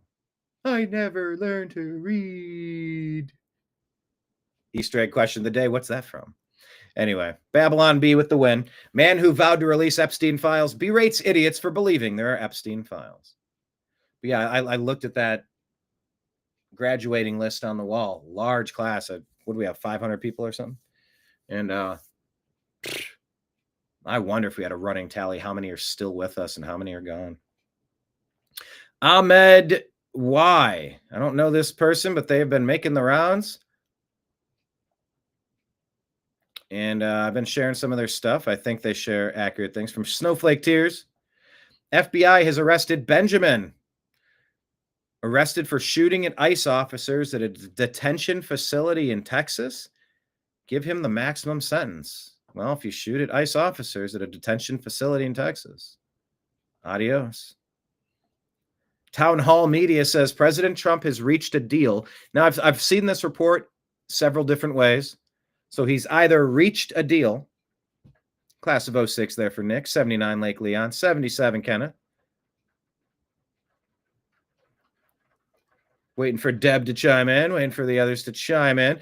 By the way, if you're watching and haven't ever commented, jump in, say hello. Unholy Hoax, when did you? Top of the morning to yes, sir, by the way, as well. Anyway, I've seen this report in a couple different ways. It's either the President Trump reached a deal with Coca-Cola to put real cane sugar back into Coke. And yeah, cane sugar from high fructose corn syrup, that's a win. It's not great, and sugar's not great. And we should try to reduce the amount of sugar. But I don't, is it, another question of a snap poll for the audience here, is it widely known, accepted, and proven that cane sugar is better than high fructose corn syrup? I don't think it's debatable. I think it's been proven. It's also proven that sugar is not good. But there's better, worse, worst, and the worst of the worst. Or something like that. So actually, let me just ask Grok. Let me, I don't want to lose Shane Gillis's monologue. Is Coke putting cane sugar? Jeffrey Epstein died in 2019. Trump said he died like 3 years ago or 4 years ago. No, it was during Trump's term, and he's minimizing the fact that how many years ago? No, that was back under your watch. You allowed it to happen. You want to know where some of our, sorry, I'm going to go off on a side path for a second. You want to know why some of us are so pissed off at Trump? Trump allowed this to happen. Trump and Barr killed Epstein. Or they got him out into witness protection and got him to flip. And so he's been working as state's evidence. Or you had him killed because he knew too much because you were on the damn list. Either way, nothing about this story is good or makes sense. It's all weird no matter which angle I try to look at it from.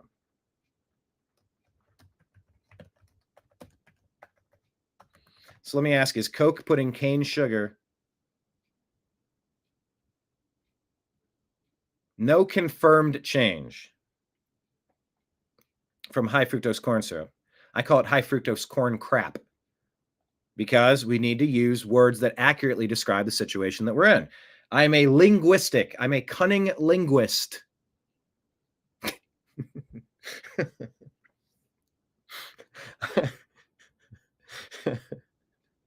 My intrusive thoughts almost had me doing a barbarian shrieking cry to try to incorporate like the Homer Simpson screaming, like the tongue thing, like the la la la la.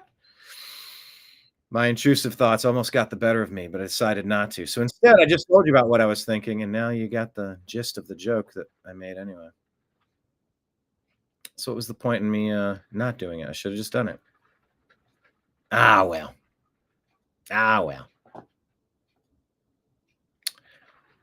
Where's the Coke story? I just pulled it up. Recent claims, Coke hasn't explicitly confirmed a switch. A company spokesperson responded to Trump's claim with, "We appreciate President Trump's enthusiasm for iconic Coca-Cola brand. More details on new innovative offerings within our Coke product range will be shared soon. Okay, so there's something coming. So it might not replace it, but there might be like Coke Sugar, or Coke,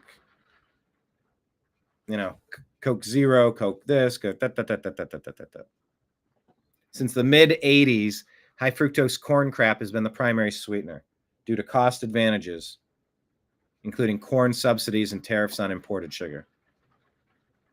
Mexican Coke. All right. So this is not quite confirmed, but Town Hall Media shared it. Not confirmed yet, according to Coke reps and Grok. However, a new product might be coming soon per Coke response to Trump. I'm leaving little Easter eggs of information for people in case they're going to share it. Hey, here we go. Shortly after midnight on September. I didn't expect. Oh no, it's raining again. And I heard the thunder. So if the show broadcast goes down, assume that the deep state got me. No. I'm just kidding. I'm guided by a force much greater than luck. I got this. We all have a role to play. With boldness, we got this. But yeah, if I go down, if the feed drops, this is what happened a couple days ago when our power lines went down. And it's been a consistent issue over here. Talking about Coke. He'd rather enjoy a toke. There you go. Deb loves an icy Coca-Cola on a hot summer day. Are you an enthusiast from some people say the fountain Cokes are best? Like you got to get a cold fountain Coke from McDonald's or something. Fountain Coke, light ice, full ice, or what? Everybody's got their preferences. But I mean, it is sort of refreshing. Deb says there's no difference in the negative effects cane sugar and high fructose corn syrup have on the body. See, I've read otherwise. They break down exactly the same. Maybe. I just thought it's even worse. Kenneth says, hey, you want something new? Put the cocaine back in Coke. Maybe that's how Trump gets so much done.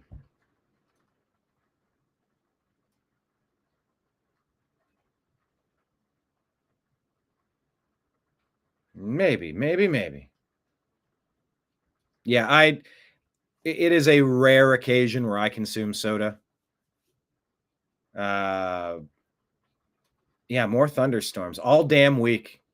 Looking at it, trying to get some sun time, just going, I don't even know. Yeah, I used to get cases of diet soda. I'm like, it's safe and it's no calories. It's good. I'm like, oh God, what was I doing? Kenneth is a Pepsi man. Everything in moderation. Yeah, I like ginger beer is my favorite thing. I did take a bourbon down to my neighbors. We were hanging out. We were doing some community landscaping. And yeah, I had like a black cherry soda that I picked up somewhere. I was like, here, let's sip on this while we sip. Did you hear that lightning? Or that thunder, rather? Yeah, stuff in moderation. I used to smash Red Bull like it was nobody's business.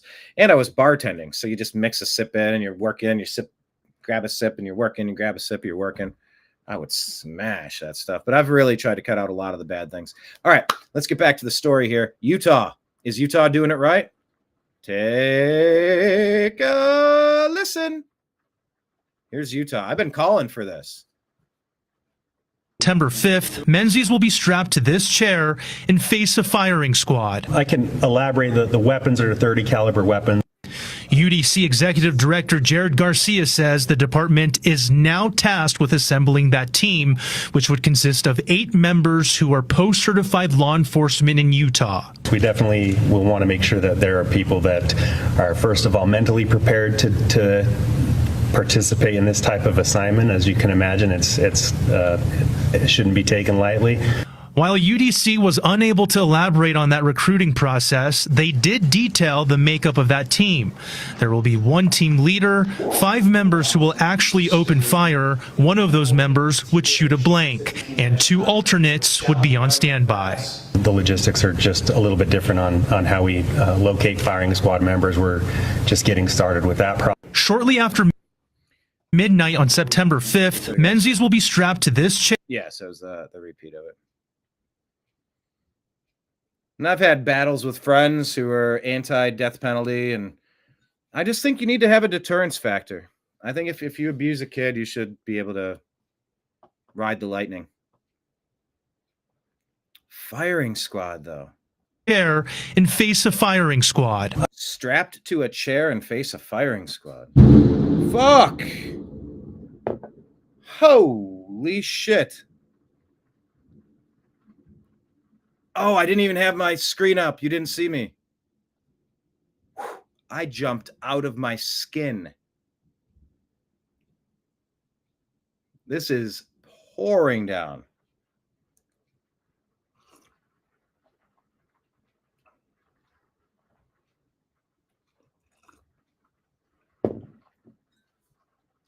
Wow. Okay, I jumped out of my skin there. Anyway, are we in favor of firing squads? Are we against capital punishment? I have libertarian friends that say it's more punishment if you live a long life in solitary or whatever, you know. And look, it might be a small percentage, but there is a small percentage of people that are wrongly convicted, and you can never undo that wrong. So where do you stand on the death penalty? Type it in the comments. What do you guys think about that? Anyway, Utah, execution by firing squad. Also seems like that's what Joe Biden did when they sent in the SWAT team with that 450-pound man that posted some mean stuff about Joe Biden online. So they blew up his house. Like they couldn't arrest him waddling in from Walmart or something. No, they just went in and had a firing squad anyway. Yeah, that was Utah. You remember that story? That upset me. That bothered me.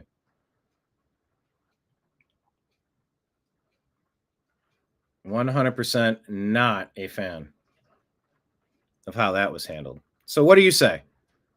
How do you feel about a firing squad in Utah and about the death penalty in general? All right, Matt Walsh has a very strong message here.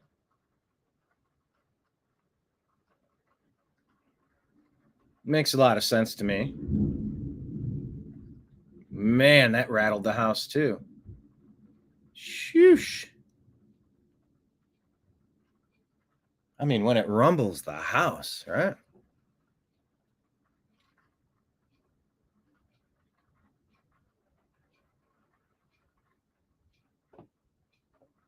David's good with it. Thunder, thunder. Lightning and the thunder. Matt Walsh says, Trump has decided suddenly, instead of died suddenly, decided suddenly. After years of saying the opposite, that the Epstein files are a hoax, boring, they don't matter, and anyone who talks about them is a bad person and a weakling. He's entitled to his opinion, but the idea that conservatives are obligated to also change on a dime and adopt this new perspective along with him is just madness. It's not even possible. I can't just decide to not care about the issue, even if I wanted to. And I don't want to. I agree. Why wouldn't? Here's Tucker Carlson. Congress passed a law saying we can't have foreign ownership of land in the United States. You can't sell the country to other countries. And I think Utah has like 34,000 acres owned. Talking about Utah again. Glenn Beck's talked about this. The federal government owns tons of the United States. How do we feel about it? You know, we were saying that we didn't want part of the big, beautiful bill or this negotiate. We don't want developers to snatch up all this land and ruin our parks and stuff. But also, what is this debt that we allegedly owe?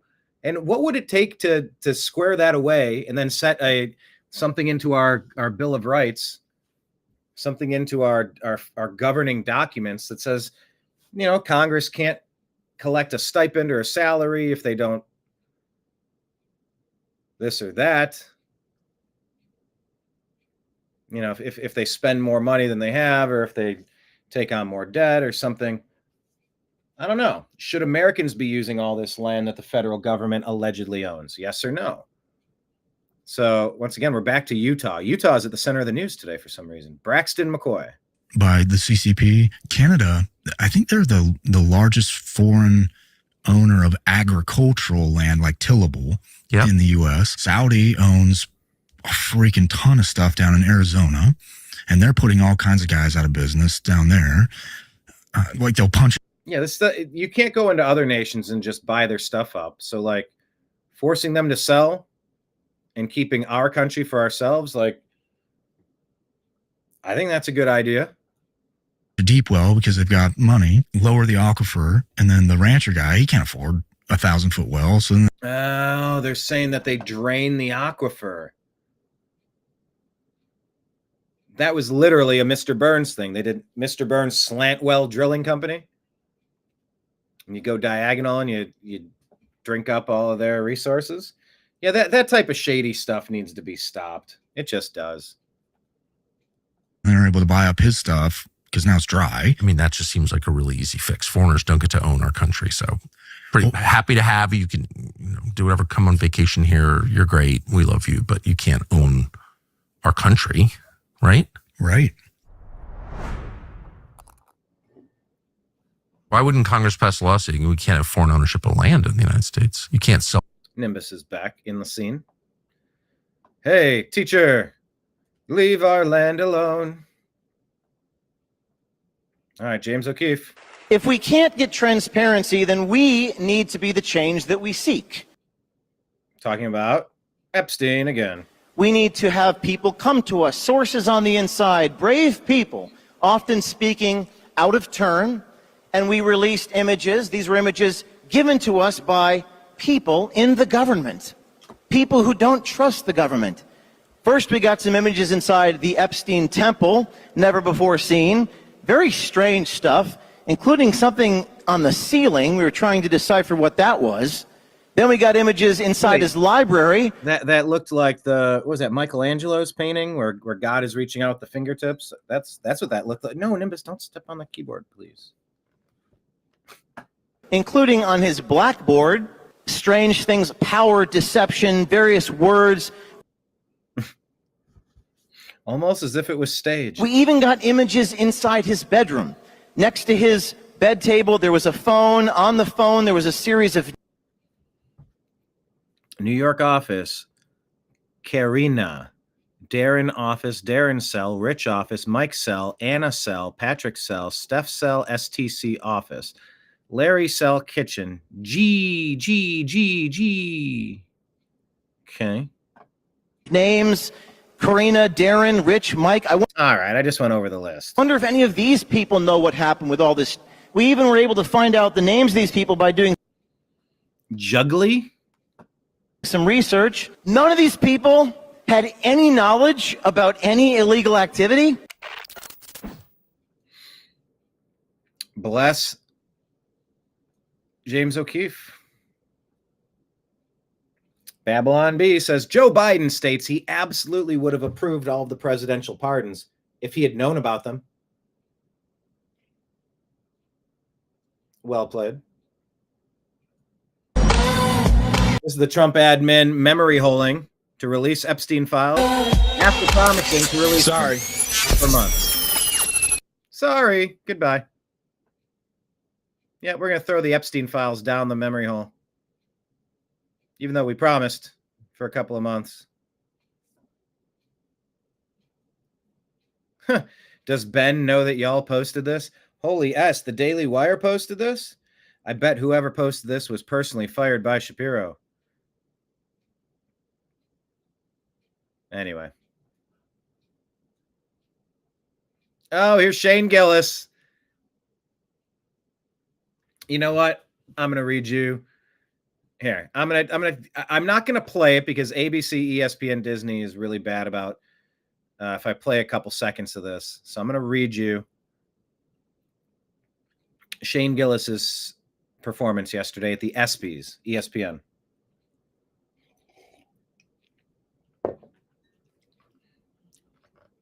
All right, SGA. He's the guy that won the MVP for the Oklahoma City Thunder. SGA is here. Give it up for him. Yeah.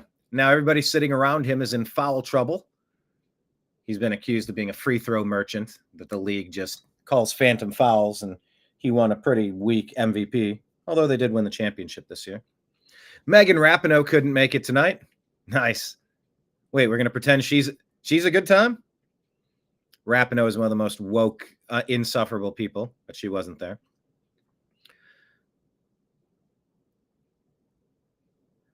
John Jones and Nate Diaz are here.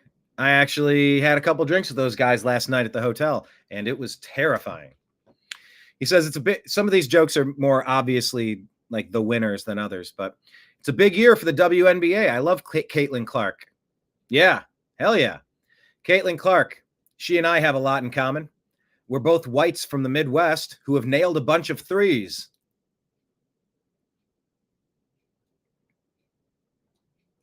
We're both whites from the Midwest who have nailed a bunch of threes. That is a funny joke. I don't care who you are. That's funny right there. I reckon. All right. When Caitlin Clark retires from the NBA, she's going to work at a Waffle House so she can continue doing what she loves most. Fist fighting black women. Oh, boy.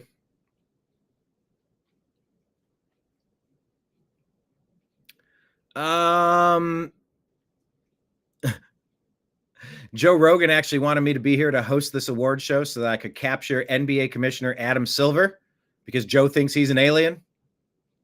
He looks like an alien. And Donald Trump wanted me to be here to capture Juan Soto for the same reason.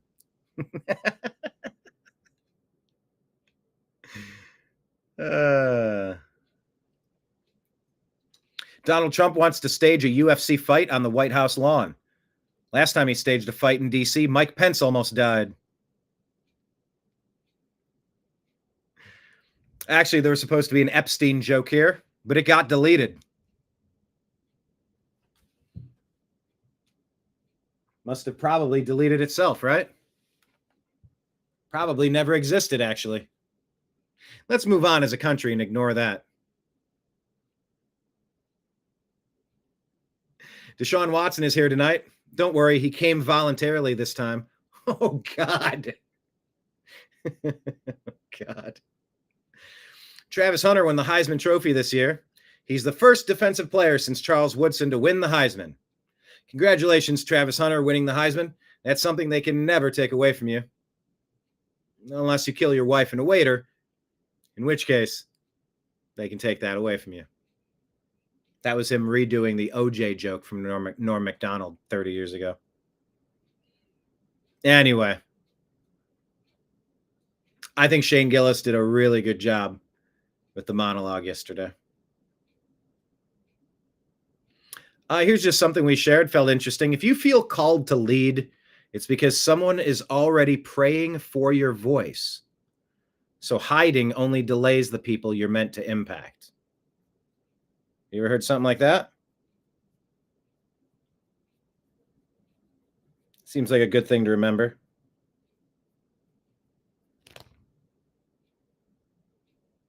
If you feel called to lead, it's because someone is already praying for your voice. So hiding only delays the people you're meant to impact. Do you see what happened here?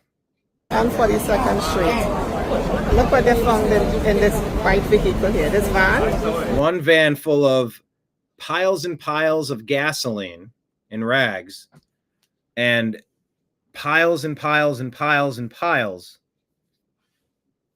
of propane tanks. Are these illegals? Are these Islamists? Commies? What is going on here?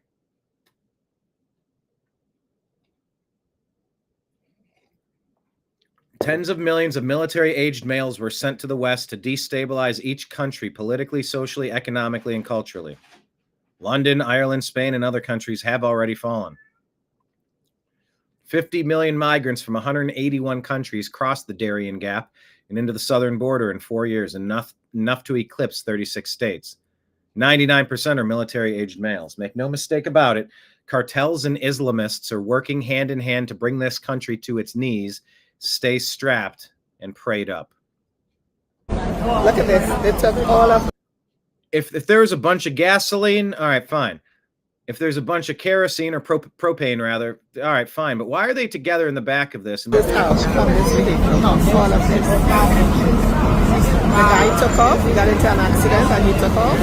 And they pried the vehicle open and this is what they got. On 42nd Street. Imagine this. Did you see the kerosene?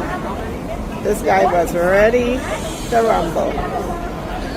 Thank you, New York City firefighters and police officers. Look at this. Look at this, guys. On 42nd Street. I asked Grok. This happened yesterday. A van involved in a minor accident near 42nd and 10th in Manhattan. 76 20-pound propane cylinders, 75 gallons of... Okay, so that's like 1 for 1. A gallon of gas and a gallon and a pound and a 20... Okay. 76 20-pound propane cylinders, 75 gallons of gas in 15 5-gallon containers. Oh, and 10 gallons of diesel. NYPD and FDNY responded after noticing a strong gasoline smell, and hazmat units removed the materials. The driver was a 31-year-old Saeed Khaled El Sayed. Okay, another 4. If you got 4 names in your name, I am highly suspicious of you. From anywhere, really. It's not like 4 names are one place or another. Syed Khaled El Sayed Abdel Mohsen attempted to flee on foot and discard his keys, claiming he couldn't open the vehicle. He was arrested and faces charges of reckless endangerment and multiple fire code violations. Manhattan DA office handling the case. Public concern about potential terrorist intentions due to the large quantity. Some estimate it could have had a blast equivalent to 1 to 2 tons of TNT. No official motive confirmed. Investigations ongoing, raising significant alarm. Authorities have not yet disclosed whether it was linked to a specific plot or simply a hazardous transport violation. What would you guess? Miss Muckraker says, breaking, Stephen Miller says there have been 1 million self-deportations so far. That sounds good. Promising, right? AG Bondi fires Maureen Comey, daughter of James Comey, from her role as the top Department of Justice Manhattan prosecutor, per Politico. Yeah, James Comey and Maureen Comey are eyeballs deep. Does the truck, does that belong to Hank Hill? Does that cargo van belong to Hank Hill?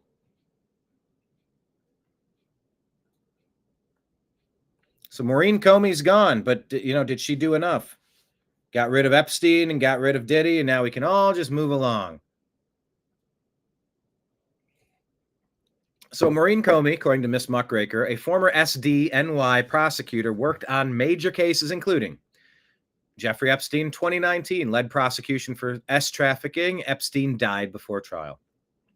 Ghislaine Maxwell, oh, her too. 2021, led the case for S trafficking. Maxwell convicted, sentenced to 20 years. Okay, convicted of trafficking to who? We don't have any. And by the way, it is very possible that there's been a lot of agreements behind the scenes that have been made, and I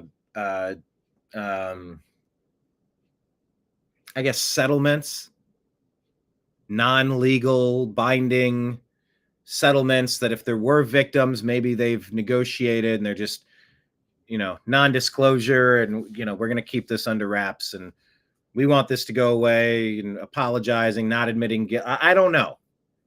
But it is possible there's a lot of, not retribution, but what word am I looking for? Not repentance, not remittance. What is the word? I'm scrolling my index of words. What? Restitution by the people implicated. Maybe the abusers have paid restitution and they want to keep things under wraps. And if that's the case, just say it. It's terrible messaging, whatever they're doing now. Susie Wiles and President Trump. Maureen Comey worked on Sean Diddy Combs, led prosecution for trafficking and racketeering with a mixed verdict, sentencing set for October of 25.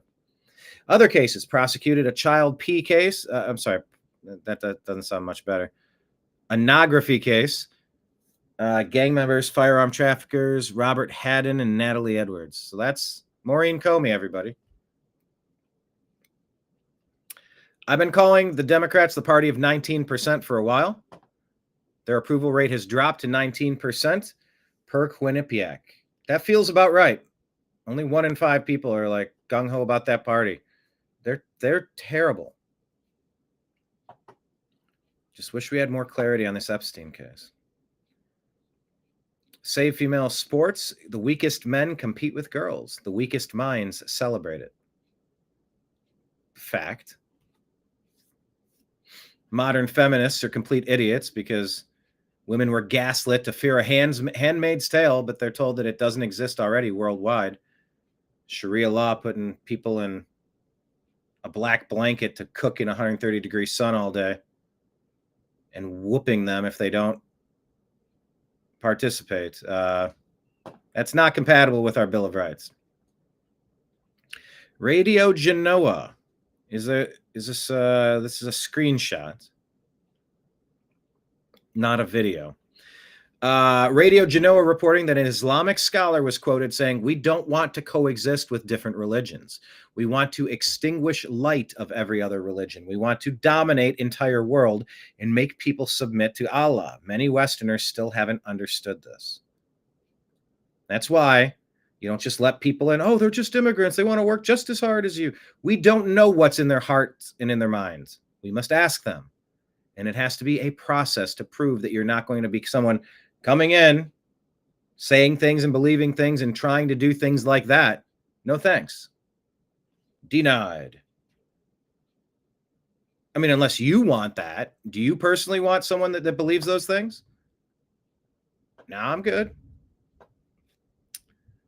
Child marriage, female genital mutilation, honor killings, gender segregation, restrictions, punishment under Sharia laws like harsh penalties like amputation for theft or stoning for adultery, wife beating, strict Sharia interpretations. That's just not compatible. So you definitely need to figure out from these 119 nations of the Dorian Pass, who's coming in with what belief system, why are they trying to be here? State your name and purpose. What's you want to come in and change our country into all that stuff? No, I'm good. Breaking, Miss Muckraker says Jill Biden aide has pled the fifth today during a closed-door investigation into claims regarding President Biden's cognitive fitness and the alleged misuse of the presidential auto pen. House Oversight Committee investigating claims that former President Biden's cognitive decline was hidden and that his auto pen was misused to sign executive actions like pardons without his full awareness. Anthony Bernal, former aide to Jill Biden, pled the fifth.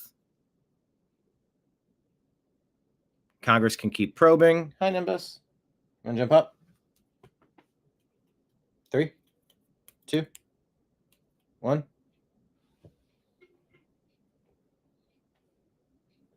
Whee! When I'm having fun, I like to refer to myself and several other people. Whee!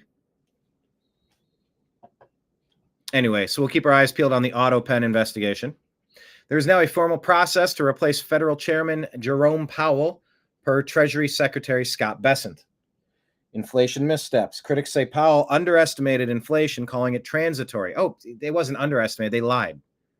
They lied through their teeth that it was transitory. It wasn't transitory. It wasn't temporary. It was bad.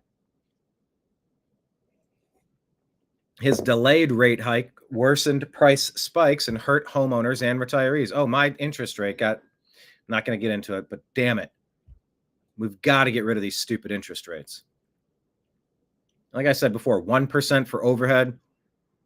You want people to get involved and move some money around. 1% profit. There need to be caps on mortgages. We're the homeowners of this nation. We're the ones that keep this society together. Let us pay this thing off fast. Why are we spending 2, 3, 4 times as much as we need to? 90%, 95% of your mortgage is being thrown into the trash. Imagine how fast your mortgage payments would go down, how quickly they would go down. If 95% of what you were paying, it's literally upside down. 95% of what you pay gets stolen by banksters, thieves, barbarians, pirates, fraudsters, cheaters, scammers of the system. You know what that principal balance would be if 95% went toward the principal? My God, you'd have this thing paid off in no time. And it's robbing us of our sovereignty by doing it this way. So anyway, it wasn't transitory. They knew it. They weren't missteps. It was intentional. Delayed rate hikes worsened the price spikes. Low rates and a stimulus are banned for doubling mortgage costs and fueling inequality. Yeah, my mortgage rate doubled. I had to buy I had to finance this at the exact worst fucking time. And I've been pissing away hundreds of dollars every single month just because somebody changed an interest rate from 3 to 6. Somebody. Come on, guys, we've got to demand an end to this stuff. This is not a system that makes sense. Let us pay this off as fast as possible. And then we own an asset. Then we can improve it. We can handle the upkeep on it. No. Wall Street and mortgages and BlackRock and banksters. No, they get to make all the money. For fucking what?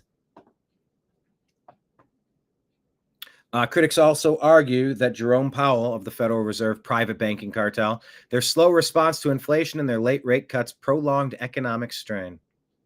So we'll keep our eyes peeled. Representative Thomas Massie and others are introducing a discharge petition to force a vote in the United States House of Representatives on releasing the complete files. Elon Musk calls on President Trump to release the Epstein files to prove it's a hoax. That's literally all of us right now.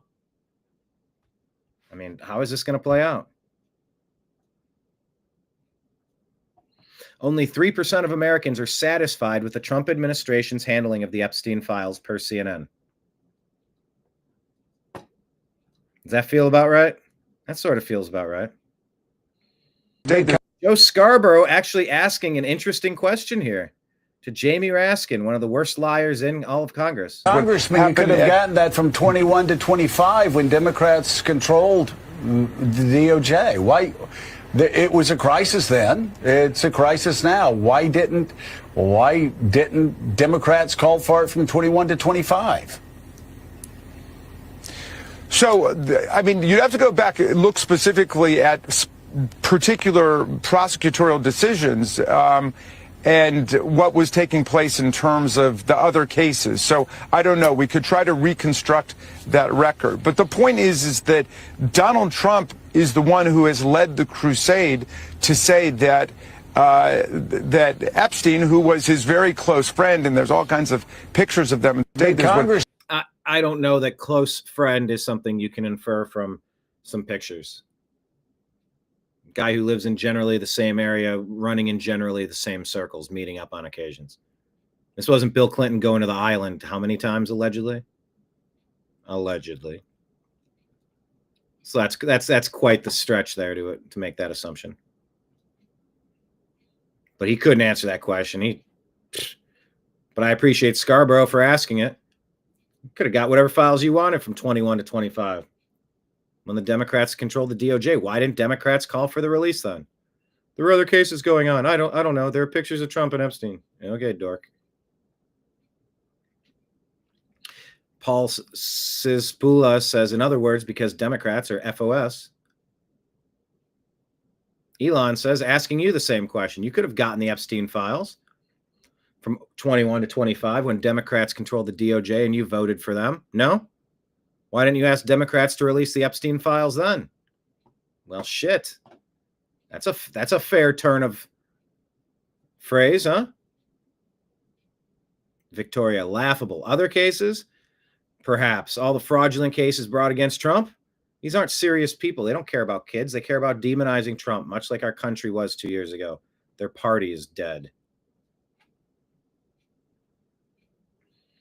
Here's that story I want to tell you about. A potential child trafficking operation run by a Chinese couple, 65-year-old Go Jun Zhuan and 38-year-old Sylvia Zhang, exposed in Arcadia, California, after authorities seized 21 children aged from 2 months old to 13 years old, most under 3, from their home.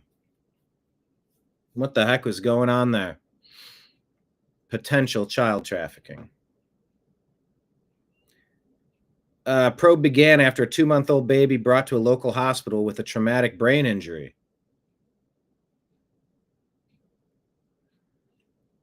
Oh, God. Surveillance footage reviewed by investigators reportedly shows a nanny violently shaking and hitting the infant. Nanny identified as Chunmei Lee, now wanted and considered a fugitive, believed to have fled after the child's hospitalization. Children living in what police describe as suspicious conditions, with some packed into small rooms and cared for by multiple nannies. Despite having different birth dates and appearances, nearly all the children's birth certificates listed Sylvia Zhang as their mother, raising serious questions about identity fraud and surrogate exploitation. Investigators believe the couple ran a surrogacy-based business, according to the Real Estate of America, possibly under the name Mark Surrogacy Investment, LLC, which matched surrogate mothers with anonymous clients. Some of the surrogate mothers are now coming forward alleging they were misled or never informed of the full arrangement. One such surrogate, Kayla Elliott, claims she gave birth to one of the babies and was told the child would go to a stable family overseas. She's now seeking custody and demanding answers from the state.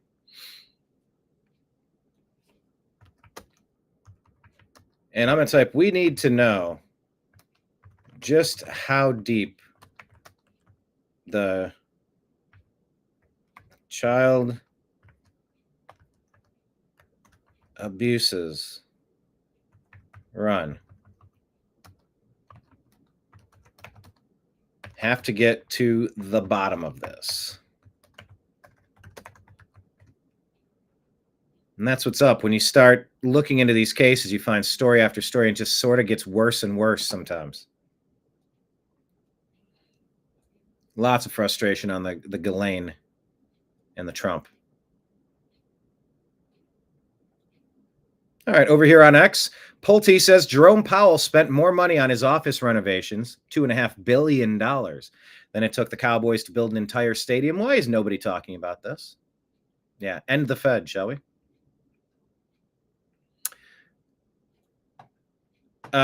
Look, we want to talk about messing up America and trying to turn people into debt slave robot zombies. Listen to this. Tell me, how does this make you feel when it's laid out this specifically and this obvious? The creation of the double income mindset to millions is where this is. Household was double income household. Instead of having, usually the mother would stay and rear the children so that they grew up to have similar values. That's what you're supposed to be doing. Instead, you're turning your kids over to purple-haired weirdos pushing radical agendas for 8 hours a day, and you're wondering why they turn out broken. Yeah, it's because you're letting them get abused by weirdos. One of those changes which went from the double income family. You double the workforce, so everybody's paid half, so nobody can get by on their own. It's madness. This whole thing is crumbling. From being an option to an obligation. The principal beneficiaries were government, who had twice as many people to tax, okay? Property owners, because now you needed 2 salaries to buy a house.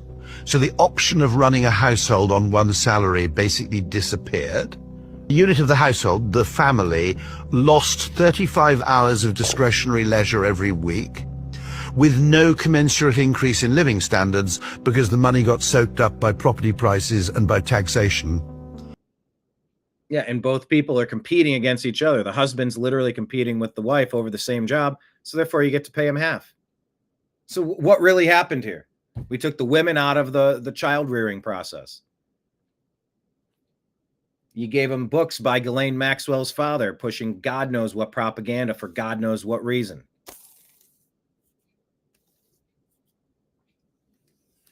And then you're left with what we got. What do we got? We got a mess. And that, obviously, what I'm not suggesting is that women remaining at home while men go out to work or anything like that. That's not absurd. The women birthed the kid. Why wouldn't the woman want to raise the kid? It's not to say women can't go work. That's not absurd. And like the whole pushback, oh, that's toxic masculinity. No, it's common sense. Like, shouldn't it be reasonable in America? Shouldn't it be easy in America for, say, the father to go work and make enough money to pay for his family to live and thrive? Well, not when you're flooding the country with 40 million people doing the jobs. Well, they're not doing good jobs. It's all supply and demand. When you flood the supply, or when you flood the demand, well, you get what I'm saying. You get to lower what you pay people when you have more people who are scrambling for the same jobs. Double the people looking for the same thing. It's going to change how it plays out. I'm simply saying that there are many, many things that start as an option and then they become an obligation. They become an imposition. I think that's a really interesting point, which is that what economists are trying to optimize in terms of GDP style and and tax revenue doesn't necessarily translate into an optimal quality of life. The creation of 2 incomes and still broke. What a mess. Roger Stone says FBI and Biden Department of Justice shut down investigation of an illegal multi-billion-dollar Indian casino scam in Oklahoma in 2022. Okay. Not sure exactly what Roger's getting at, but keep your eyes peeled on an Oklahoma Indian casino with Biden, the FBI, and the Department of Justice. I mean, it might be possible that the FBI, the Department of Justice, these organizations are about ready to implode, about ready to collapse under their own criminality. It's possible.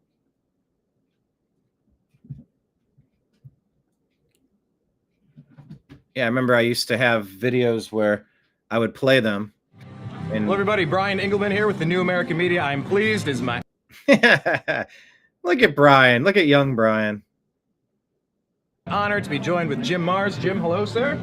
How you doing? It's great to be with you, Brian. Well, Jim, you might have read his books or seen him on Ancient Aliens. He's here at the Conscious Life Expo. We just saw him on an amazing panel. Sean David Morton did a very good job moderating all things. Rest in peace, Sean David Morton, by the way. Rest in peace, Jim Marrs.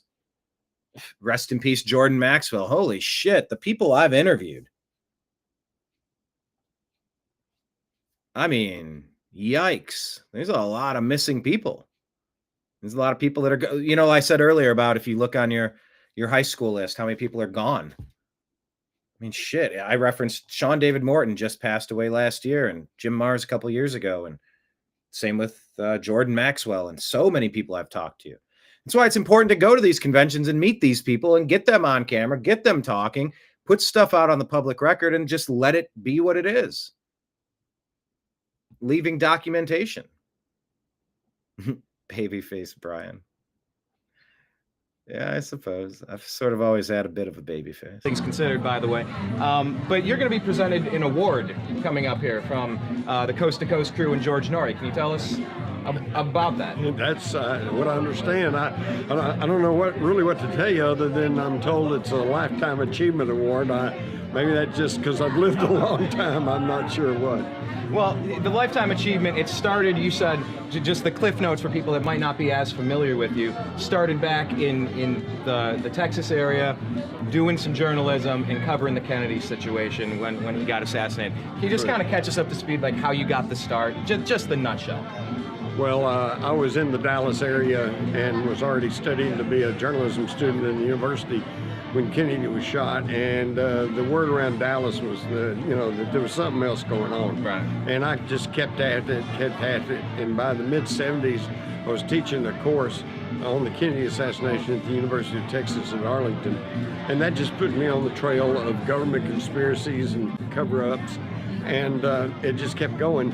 I'm particularly honored by this award, though, because in the past I've won several awards, including National Writing Awards, but it was always for something that you submit. You apply for it. This one was totally unexpected. I didn't ask for it, and so I am particularly honored. Oh, that's fantastic. And out of all the conspiracies you followed over the years, seeing you on Ancient Aliens, in your opinion, all the study and research you've done, why in the world do you feel like we're not being told the true story of what's happening? Well, that's simple. Because we're not being told the truth of what's happening. Is it because we can't handle it, or we're more easily manipulatable and controllable if we're helpless and powerless, at least in our own minds? Well, how does this such a sham continue when people like us know that what's going on? Well, there's an old saying in Washington that knowledge is power. And if you know what's going on and everybody else is losing their head, then you're in charge. Right. And this is what the people who are our would-be controllers, the people who want to control what we eat, what we drink, what we shoot into our veins, what we drink, they don't want a knowledgeable public. And yet, if you're going to be a free person, you better learn the truth about any and everything so that you can be a sovereign individual. Right, and well-rounded on top of it. We only have you for a couple more minutes, so I'll be quick. That being said, we know where the problems are and what we're not being told. Right. Especially, let's get to Ancient Aliens. What is the alien component to our government structure that people might be walking past every day but they don't even realize? How is that puppeteering occurring in 2015? Well, I try to tell people that if there's a lot of people that will be listening to this interview and go, ancient aliens, extraterrestrials, boy, these guys are really flipped out. I'll pause it there, watch the rest of the video. It's on our X feed. No, it's just interesting. I'm starting to go back. I want to remake my show intro. And in order to do that, I got to go back and watch some of these and grab some clips and then put some of these in. And this one was brought up by John Boy there. He brought it up earlier today. We put it on our X feed. And so now, as I'm rolling through my X feed, I just found that for myself. So go watch that. It's on our X feed. Let me share this tab instead. Now I do sort of want to finish watching that video. That's for sure. All right. Hey, what do you make of this? President Trump and his handling of the Epstein issue. I mean, is anybody happy? Is anybody happy with this? No. So let's look at the numbers. What do the numbers say is happening now because of what's going on with Epstein? Was this Harry Enton? Is that this guy's name? Look, I think this one surprised me a bit because of all these complaints online going after Trump and the Epstein files. You might think his approval ratings were going down, Republicans. If anything, they're going up. Republicans who approve of Trump, look at our CNN poll. The prior one, 86%. The one out this week, 88% were Republicans. How about Quinnipiac? The prior poll, 87% approve of Republicans. This week out, 90% were Republicans. If anything, Donald Trump's approval rating has gone up since this whole Epstein saga started. He is at the apex, or close there too, in terms of his popularity with Republican voters, Epstein files, complaints, or not.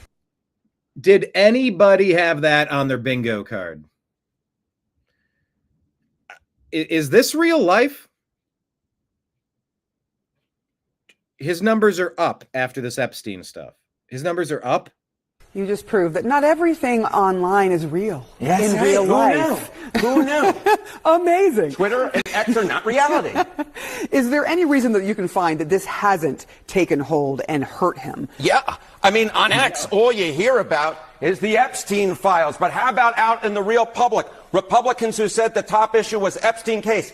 The answer is one, and not 1%, One respondent. This is a great little finding that Ariel Edwards-Levy, who of course is part of our polling unit, found. Just one single Republican said that the nation's top problem is in fact the Epstein case. Not much of a surprise that therefore Donald Trump's approval rating has not suffered with Republicans because of the Epstein case. Because the bottom line is most Americans say it's not high up on their priority list. Did any of you expect that? I find that to be very surprising.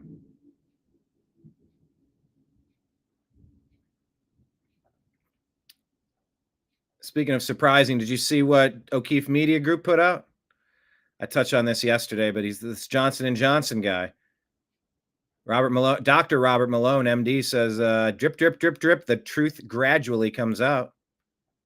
Do you have any idea the lack of research that was done on those products? Joe Biden says that it's safe and effective, but like he didn't know. There's no proof. I mean, none of that stuff was safe and effective.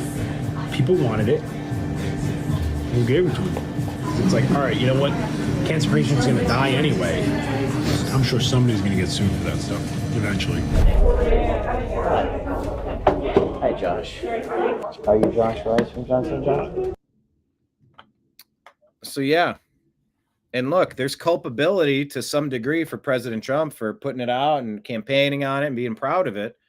But also, what do you expect the guy to do? You have people up at the highest levels of medicine. You're supposed to be able to trust them. And it turns out that we've all been lied to. We've all been lied to. And that's not good. And we were silenced on social media for discussing this over the years. Never forget. And never let them get away with it. That's why the Epstein thing is a bigger part of the picture that says, if you don't hold these monsters accountable, they're going to do it again. If you don't hold the monsters accountable, monsters are gonna monster. And if you want it to stop, you need to make it stop. Heads need to roll figuratively. People need to be indicted. They need to be charged. They need to be found guilty. Anyway, Patriot Warrior Texas, don't forget to watch the second half of my Jim Mars interview. Because there's more to it. Don't you know? Don't you know? Eric Daughtry says, holy crap, Texas AG Ken Paxton is now... can I go side by side? It's just a little off on this with the comments on the side. I wish I could tweak. I wish I could just squeeze it a little bit. Medi Sins, S-I-N-S. Texas AG Paxton now investigating hundreds of non-citizens who voted in both the 2020 and the 22 elections. We were told this was impossible. This never happens. Remember when you were silenced on social media for spreading dangerous conspiracy theories, harmful election interference, misinformation, disinformation? Remember when we were lied to over and over and over about that stuff? Pepperidge Farm remembers. If this is happening in Texas, imagine what's happening in California, Illinois, and New York, where this stuff is not only permitted, it's pushed. All right. Right Angle News, not familiar with it, but I have covered this story. I keep seeing it popping. German judge Ann Meyer Goring let 8 migrant men, illegal alien invader men, let them go free after they assaulted a 15-year-old girl for 3 hours, ruling that, quote, migration frustration, end quote, is a factor. Freed men are Afghan, Iraqi, Syrian, Moroccan, Turkish, and Bulgarian. More like they're all Vulgarian if they're abusing a girl. Roman Helmet Guy says, we went from Me Too to migrants can rape your kids in less than 10 years. So if that story's true, we got some splaining to do. I always question some of these if I don't fully. Here, let me just type the name in and see if Grok can tell me. I think I owe you a little bit as far as if I'm going to read it and it's from a source I'm not super familiar with, let me double check it. And if we can debunk it, we'll debunk it. And if it's legit, then let's talk about it. In September of 2020, a 15-year-old was gang-ard in Hamburg City Park by a group of men. Of 11 men charged, 9 convicted, 8 received probation not exceeding 2 years. 1 went to prison for 2 years and 9 months without parole. Her decision to issue probation to most of the convicted Rs sparked significant public outrage, with critics arguing their sentences were too lenient. The judge noted none of the defendants uttered a word of regret. That's unacceptable. That should be a death penalty case. You don't accidentally, or it's a boyfriend and a girlfriend, and you're out and you have a good time, and then the next day there's regret and, oh, maybe we shouldn't have, or maybe I should. Maybe why did you? And it's like, weren't we consent? We were having a good. You hear about some of those accusations, like the Trevor Bauer thing, for example.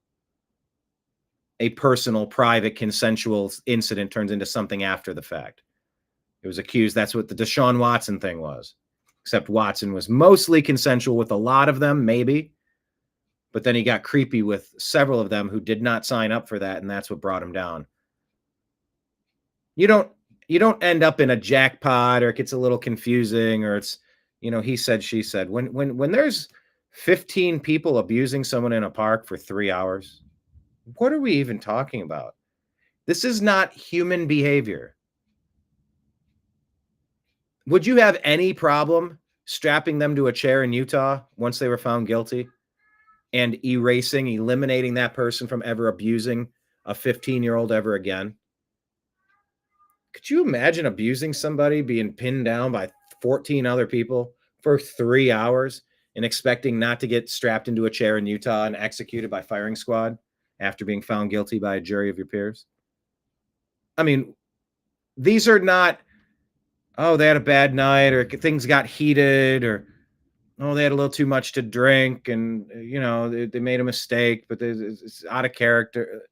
There's no accidentally abusing a 15-year-old for 3 hours. There's no misinterpretation of abusing a 15-year-old for 15 hours. So, Roman helmet guy here says, we went from Me Too to migrants can R your kids in less than 10 years. You have to maintain control of your country. Migrants. State your name and purpose, and we're going to go through a thorough list of finding out who you are and what is your intention coming here. You don't just get to waltz into the country with God knows what intention, and with God knows what criminal background that we can determine. We can't fix everything, but we can filter out some poison before it hits the water supply. I'll tell you what. Alex Jones has some strong words for President Trump, and you got to agree with Alex. If you talk about this, I'm going to excommunicate you. Well, you're not the Pope, bro. Trump. I mean, you're not speaking from the throne ex cathedra. And plus, I'm not Catholic. So, the thing of Catholics, it's just, give me a break.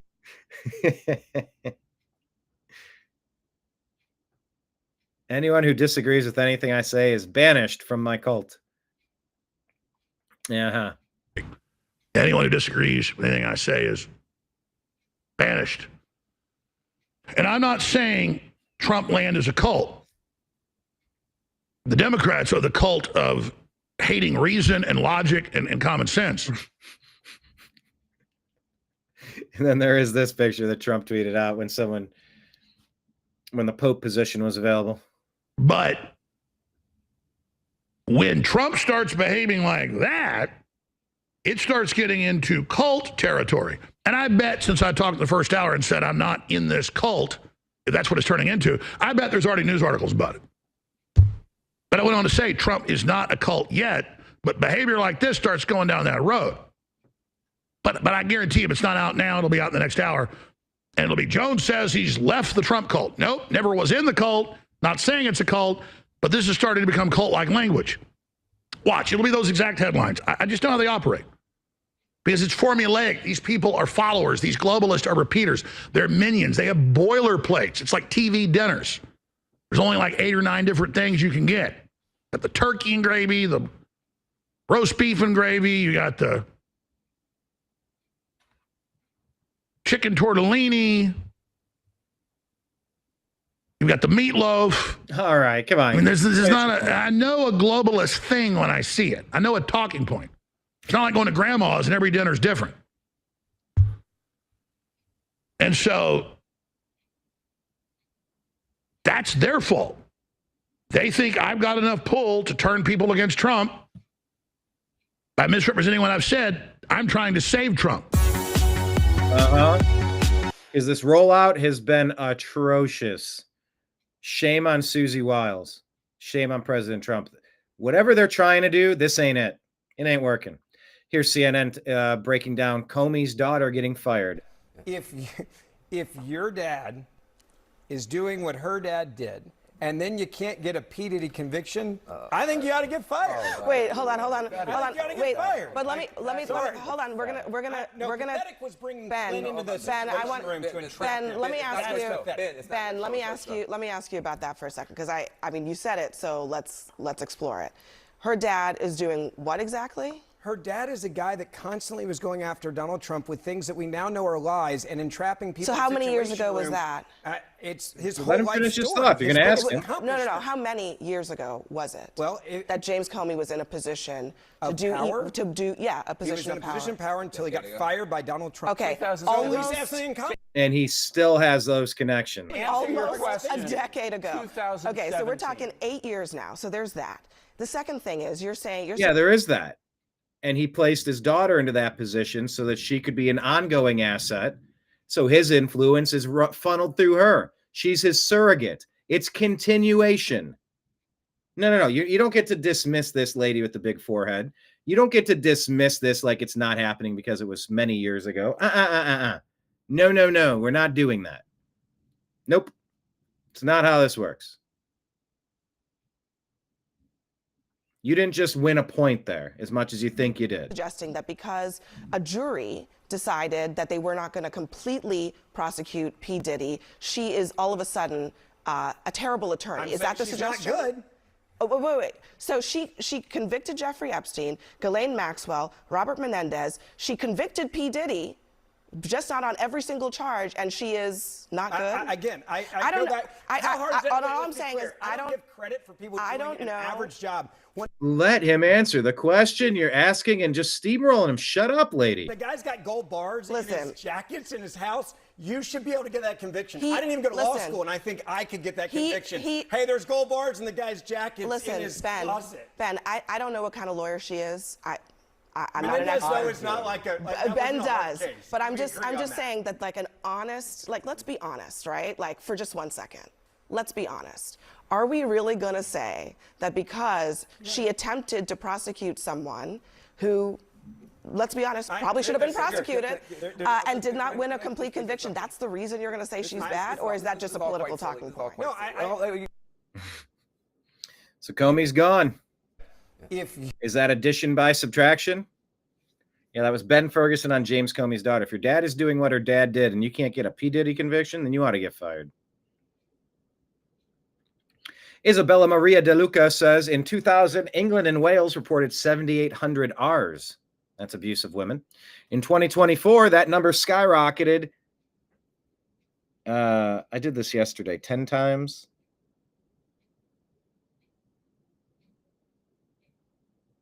Went up 100. It went up 1,000. Wait, 10 per 100 per 1%. Hold on. 100% would be from 7 to 14. I guess it's 1,000%. Am I doing this math right? 7,800 Rs to 7,100 Rs times 10. They've increased tenfold. Close to it. Roughly an 813% increase in just 24 years. Laura Logan, who used some of my footage in one of her projects, she replied. Let me go to my channel real quick.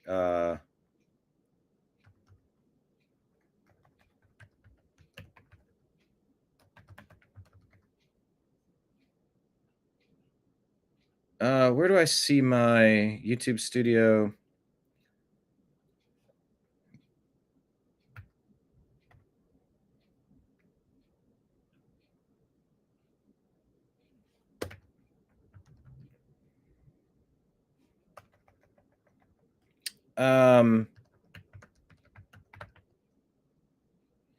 There we go. Have you ever watched this? People Out in the Universe.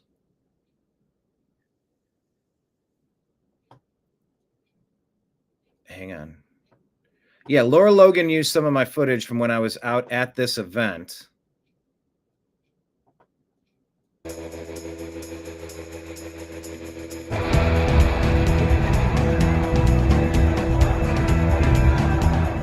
On January 6th, 2021, the New American Media filmed a series of interviews with attendees of the Save America rally featuring President Donald J. Trump. In the months surrounding the 2020 election, the New American Media social media accounts and contributors were banned and content was erased without warning, explanation, or ability to appeal the decision. Accordingly, our January 6th interviews were never released until now. Under duress, to avoid the possibility of any further censorship, we refer the viewer to cisa.gov/rumor control for countervailing views. BrianEngelman here with the New American Media, because the old American media has failed you. We cover events, we show up. Anyway, Laura Logan used some of our footage when we were at that event later in the day when things got very, at the mostly peaceful protest where things got a little out of hand toward the end.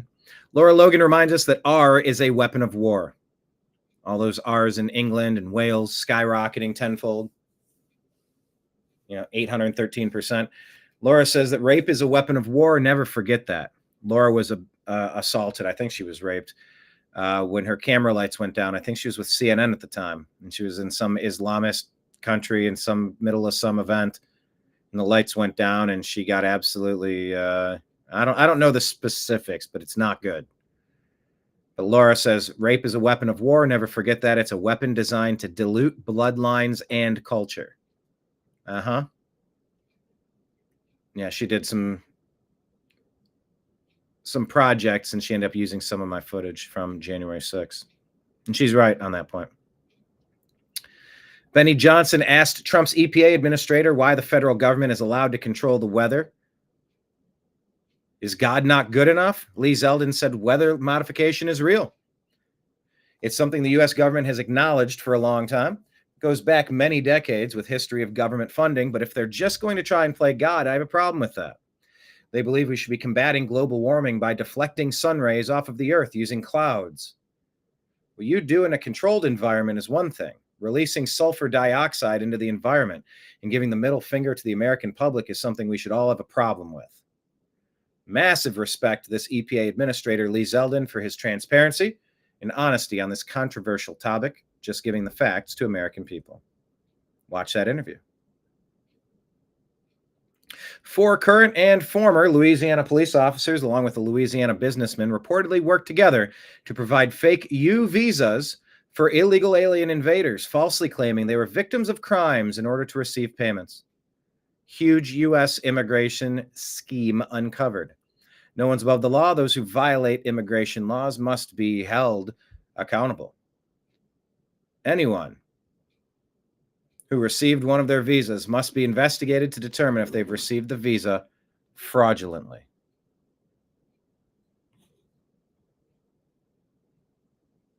Crime, crime everywhere. Anna Navarro says, it might be hyperbolic for you as a white man. It's certainly not hyperbolic for me as a Latino. It's like, oh, so we're going racist now? Hyperbolic. That's what CNN does. So let's watch this play out, as you would expect. Also, I want to respond to you saying that I was hyperbolic when I talked about a reign of terror. Because that is hyperbolic. No, it might be hyperbolic for you as a white man. Oh, okay. It's certainly not hyperbolic for me as a Latino. No, I'm not being racist. It's incredible to dismiss my opinion for being a white man. No, I'm not dismissing your opinion. I am telling you that what the Latino community, the brown community disagree with you. in America. Yeah, she's allowed to have an opinion, but you're not. She's a woman, you're not.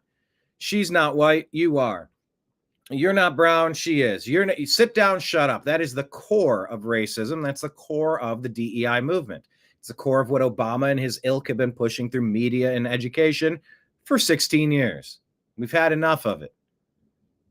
Yeah, sit down, shut up. You're not allowed to discuss issues of the day because you don't look like me, is what she said. No, it might be hyperbolic for you as a white man. Oh, okay. It's certainly not hyperbolic for me as a Latino. No, I'm not being racist. It's incredible to dismiss my opinion for being a white man. No, I'm not dismissing your opinion. I am telling you that what the Latino community, the brown community in America. Speak in one voice. Okay, well, let me speak with my voice. I mean, you said I was being hyperbolic. Let me respond. Racially, sure. I'm not. You being a white man as an insult? When you invoke it to dismiss my being opinion. a white man. When you invoke it to dismiss my opinion, yes, you are trying to use it as an insult. She repeats herself here like she's got a point. You take it as an insult? You take it as an insult?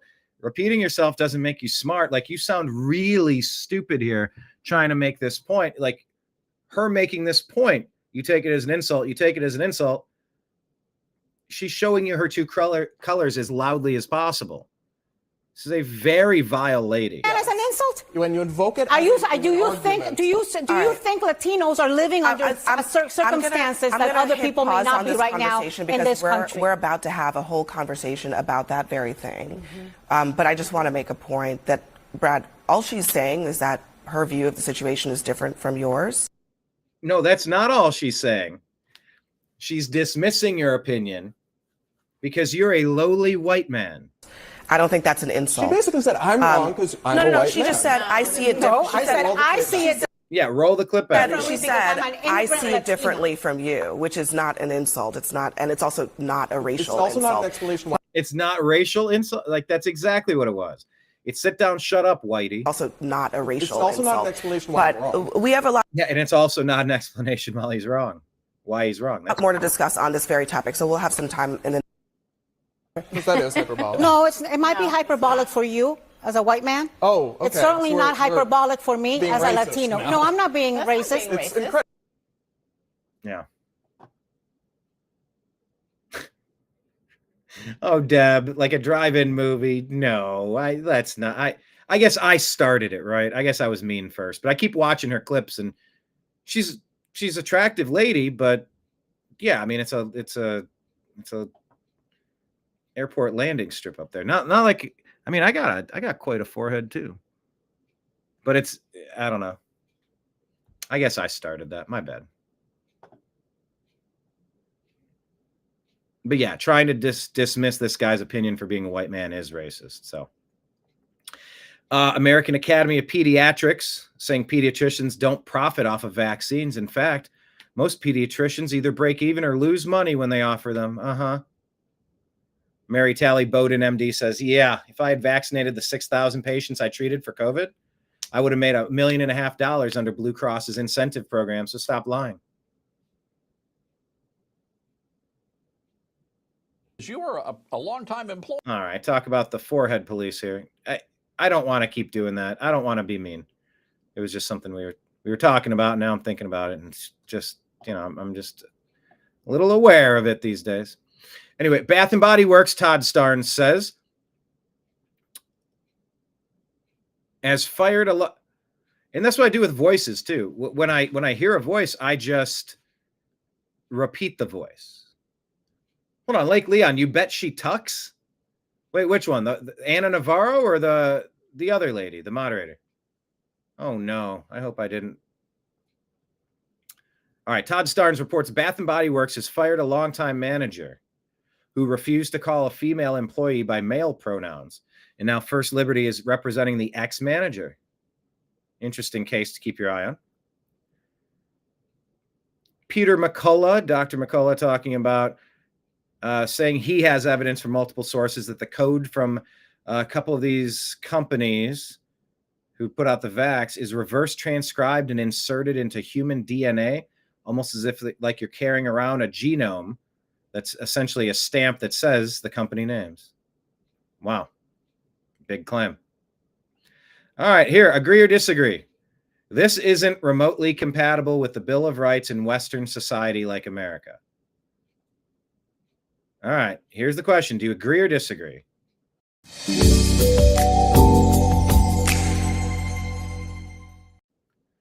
Cultures that act this way are incompatible in America. Just be an agree or disagree.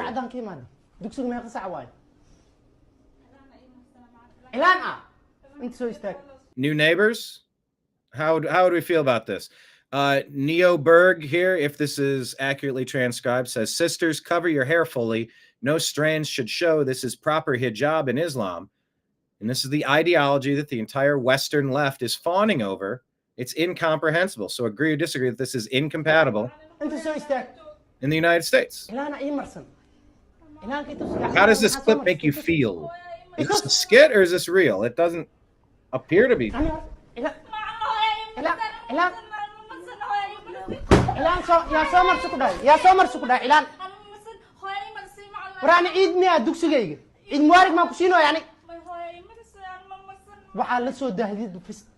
mean, this could be a play for all I know. What kind of context do we have? You know, you gotta be careful sharing video.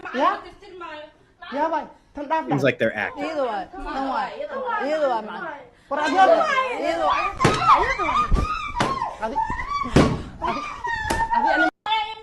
Or maybe not. But is that something that's compatible with the Bill of Rights in Western society? Is that what we want to just open the door and mix into the cake batter? Like, hey, let's shake hands. Let's mix this together on your street.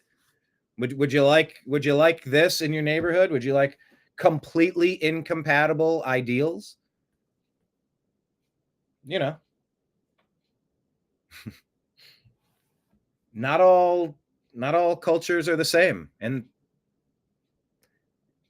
thankfully some cultures are different. Anyway, it's a big conversation. Don't let people gaslight you and say immigration, oh, you know, Mexicans in Mexico. It's like, what I read, the Dorian Gap had 119 countries of people flooding through it like a damn freeway from parts everywhere on Earth. No. No Wild West shit here. Get this under control. Who are you? State your name and purpose. Let's see your IDs. Let's run a background check on you guys. You don't get to just waltz in. I've never gone on vacation and just waltzed in. It's like you provide documentation, whether you go on an airplane or you go through customs or you go to on a cruise or you take a drive into Canada. You don't just waltz in, especially if you're trying to stay here and then you want to not assimilate and become a part of it, but you'd rather change culture and to match what you are allegedly fleeing. Well, if you're fleeing something bad, why would you want to bring something bad with you? No, thanks.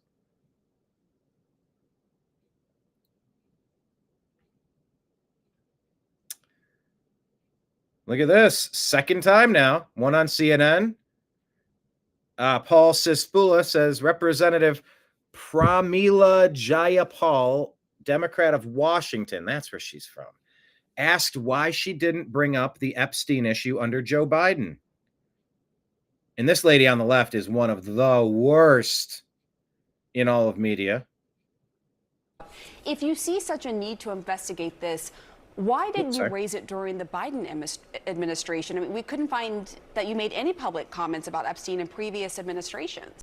So is CNN running cover for Epstein because too many Democrats are attached to it? Why are MSNBC Joe Scarborough, and I forget this lady's name, but she's awful. I wonder if CNN and MSNBC are starting to suspect that this is a Trump trap. Maybe I'm reading too much into that, but I'm guessing just like the rest of you. Well, I would have been happy to raise it then as well. Frankly, we were focused on so many different pieces, but I have been one of the Democrats that has been consistent on what I call out Republican presidents. She's definitely got crazy eyes.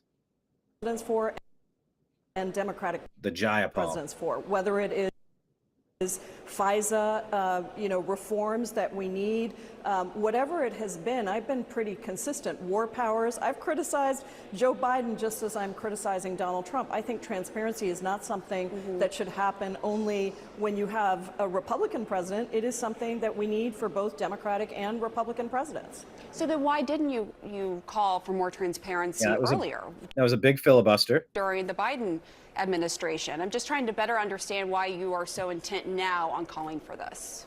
Well, I think I gave it the same focus that I'm giving it now. We have, I think I've released one tweet on this, and you wanted to talk about it, so I'm happy to talk about it here, but it certainly hasn't been the focus. I'm just responding to what I think is a massive switch from the Trump administration around this issue. My focus has been on the big bad betrayal bill, and I will continue to focus on that. But yes, I think that this information should have been released under the Biden administration. It should be released under the Trump administration. Anyone buying that? I'm not. But I'm wondering if CNN and MSNBC, when you get these two, Scarborough and whatever this lady's name is, I wonder if they're smelling a rat, like they feel like they're walking right into a trap, which, hey, I hope so. I hope that's the case. ABC Eyewitness News gives you this sob story about a disabled Army veteran detained and held for days after last week's immigration raid in Camarillo. Oh, he's speaking out. George Rettes, U.S. citizen, works as a security in Glass House Farms, calling for a full investigation. There you go. You just took a... Kurt Schlichter says he's disabled and he's working security? Huh. So is he double dipping and scamming the disability system? Oh yeah, the security he's working for is a weed farm full of illegal aliens and children. He's a piece of trash. I will not stay silent. I serve this country. Now I'm demanding it do right by me. Disabled Army veteran detained in immigration raid. So they're tugging at your heartstrings, but question being, is this guy receiving disability checks, and then is he working, running security for illegal aliens and child labor abuses? I mean, wrong on 3 or 4 or 5 different levels? I don't know. But keep your eyes peeled for the George Rettes story. This reminds us, I can't play the song, but the song Hunger Strike by Temple the Dog. And they're farming babies while the slaves are all working. The blood is on the table and the mouths are choking. But we're going hungry. But I'm going hungry. It's normally Eddie Vedder, but in this case, it's Chester Bennington. Chester Bennington and Chris Cornell no longer with us. Rumors that they were working on projects to save children, and now they're both offed, or they offed themselves.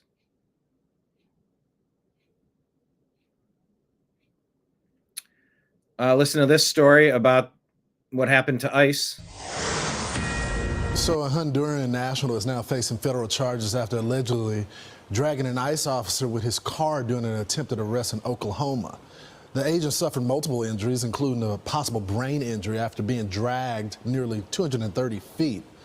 It comes as ICE agents are facing an 830% increase in assaults from this time last year. Let's bring in acting ICE Director Todd Lyons. Mr. Director, thanks so much for joining Fox and Friends this morning. Thanks, Lawrence. Thanks for having me. So, Mr. Director. Anyway, ICE agents, gruesome injury. An illegal alien invader, stop calling them illegal immigrants, who had been ordered deported 4 years ago, is now facing federal charges.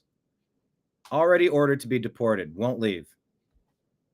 You know, so enough with the sob stories. Everybody needs to raise their hand and go to the CBP Home app.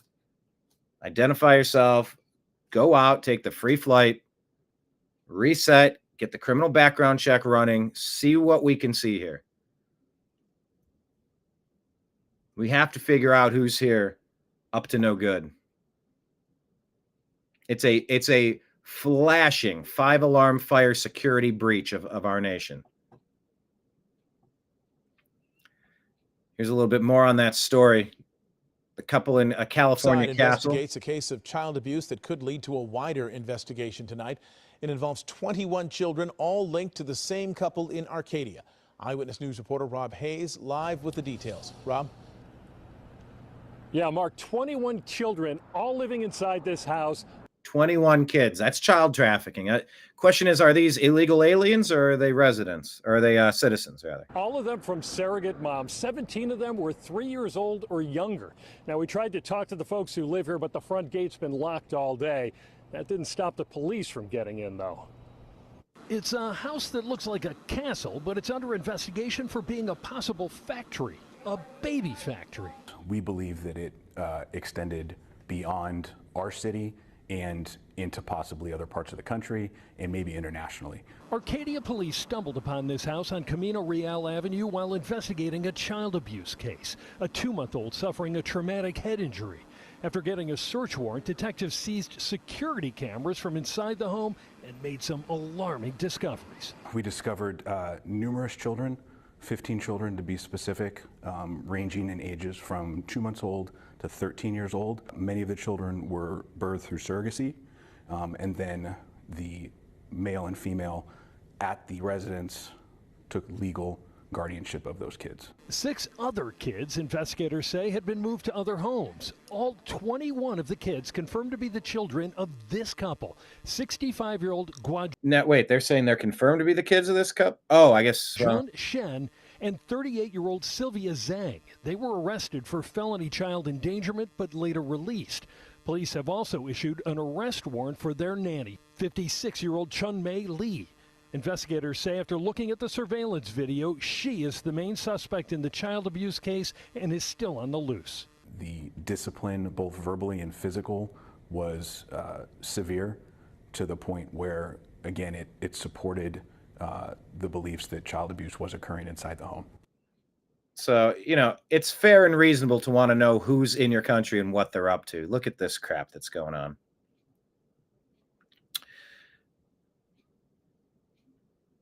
Okay, John Solomon reporting here that Trump's about to declassify 2 bombshells that John Durham never could. He made 2 big pieces of news in the middle interview. He is going to declassify the classified annex that showed that the FBI had new intelligence on Hillary Clinton's emails and chose not to look at it. We're going to, for the first time ever, get to see what that intelligence is. He's declassifying that. And then the intercept, where they find out Hillary Clinton approved the Russia hoax. He's going to declassify that. Letting a grand jury see that, something John Durham couldn't even do, will be a huge advantage to whoever the prosecutor is and for the FBI to get moving. He made. Yeah, they framed Trump, and that should be on the level of treason when they take out a candidate like that. You want to win, you can win. You want to try to dig up dirt, that's fine. But if you're going to create a RICO scam, you're going to try to create a false situation to frame innocent people. Like, you've gone past politics. This clip here with Obama, I believe it's taken out of context, and I believe it's been edited. That's what we said. Pretty sure it's been debunked.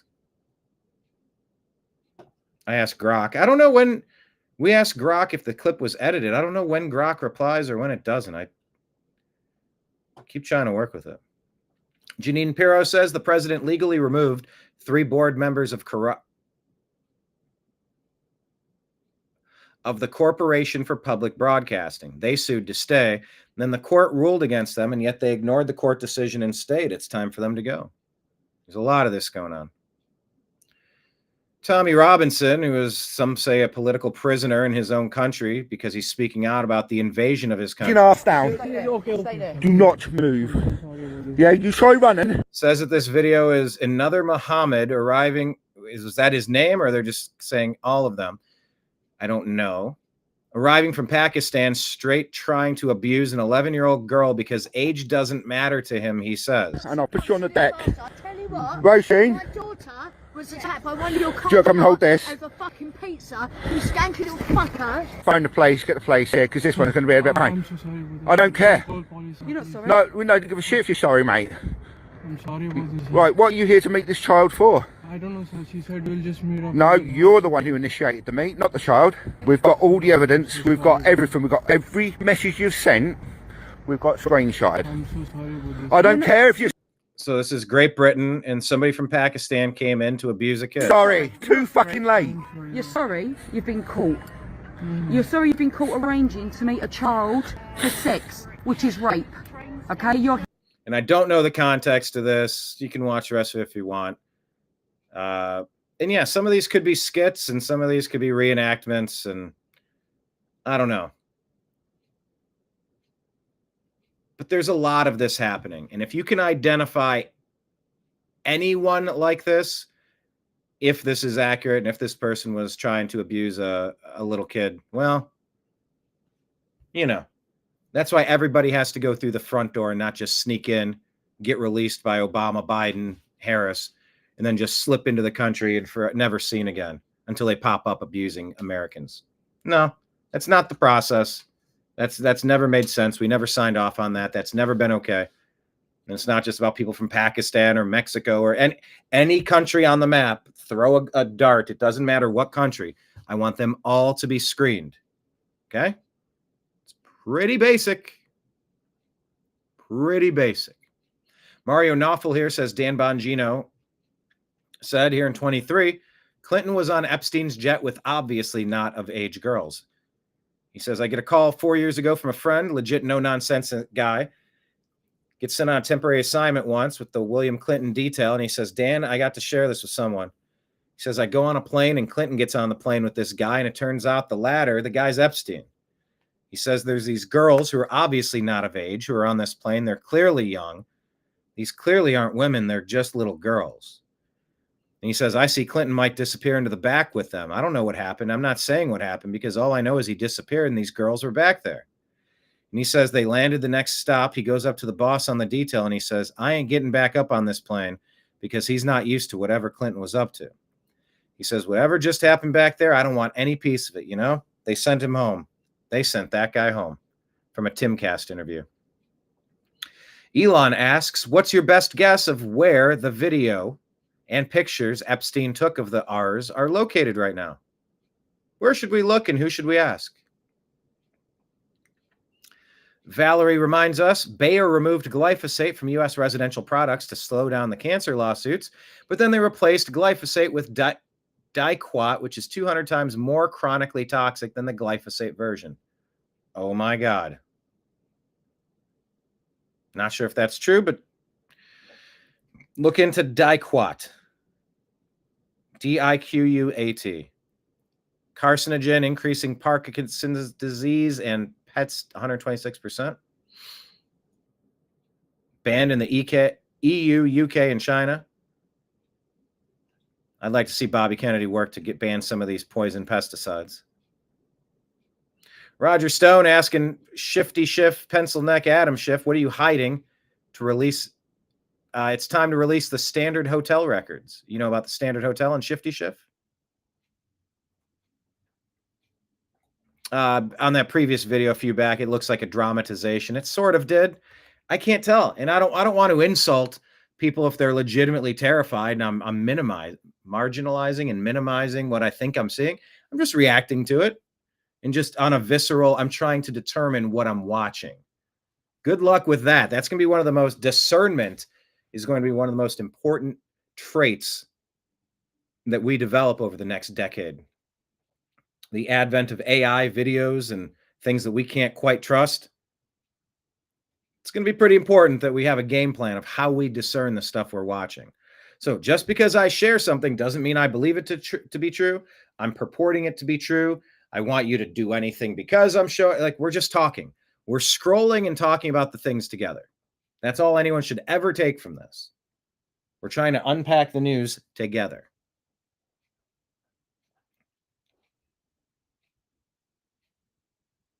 Yeah, ask Monica Lewinsky what happened with Clinton.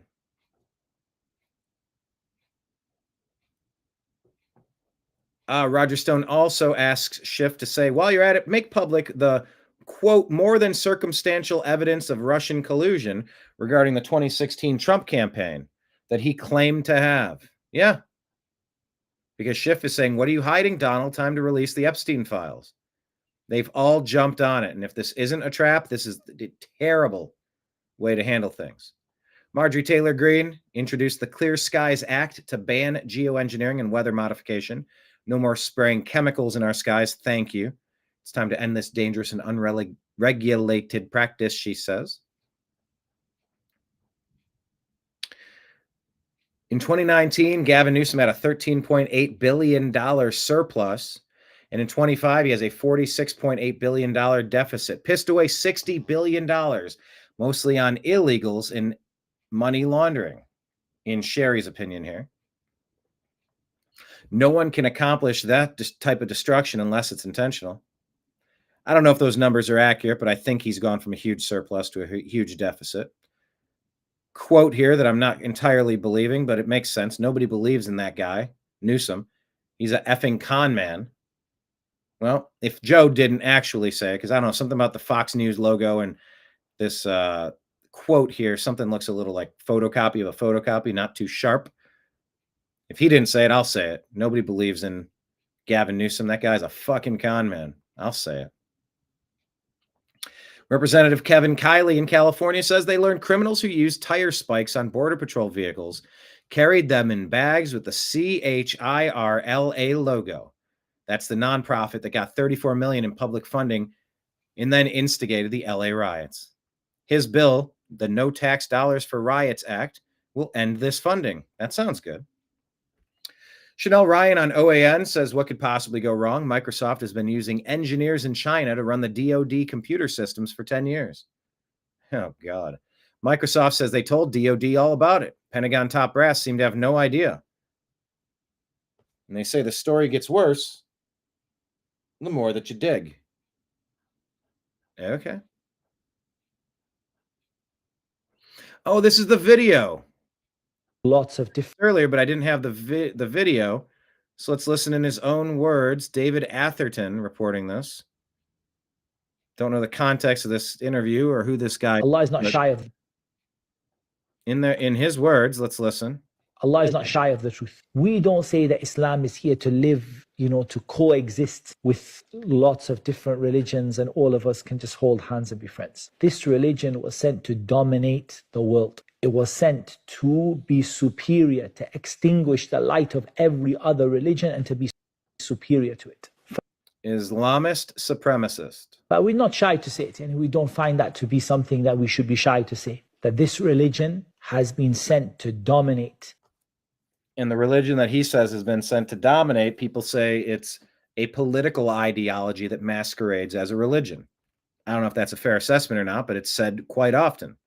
Why is it said quite often? Because you have a lot of people saying stuff like this at a time when Democrats are saying, just open the borders and let whoever with whatever ideology they have, just mix it in.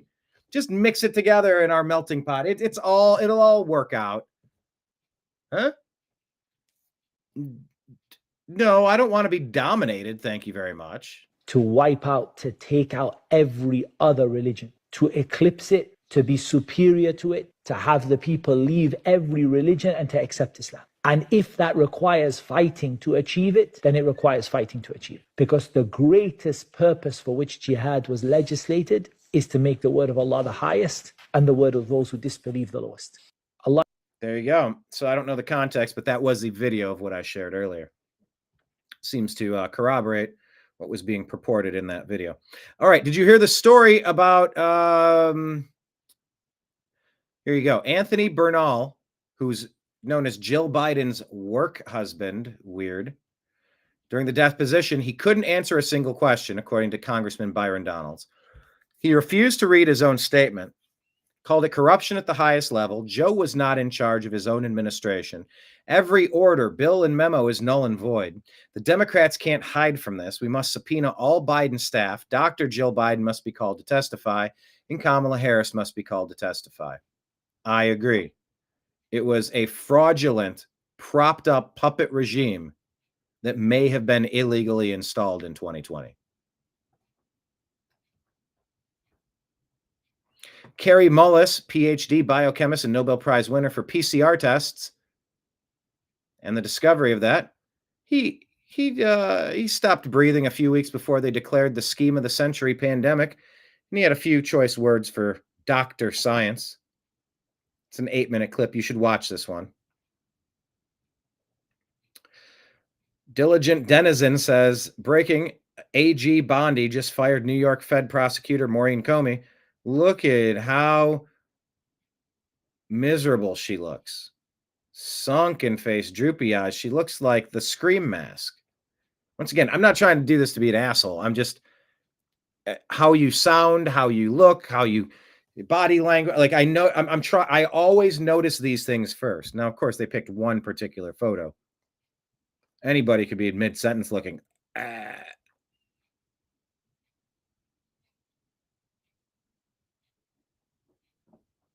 Yes, charge that iPad, Deb.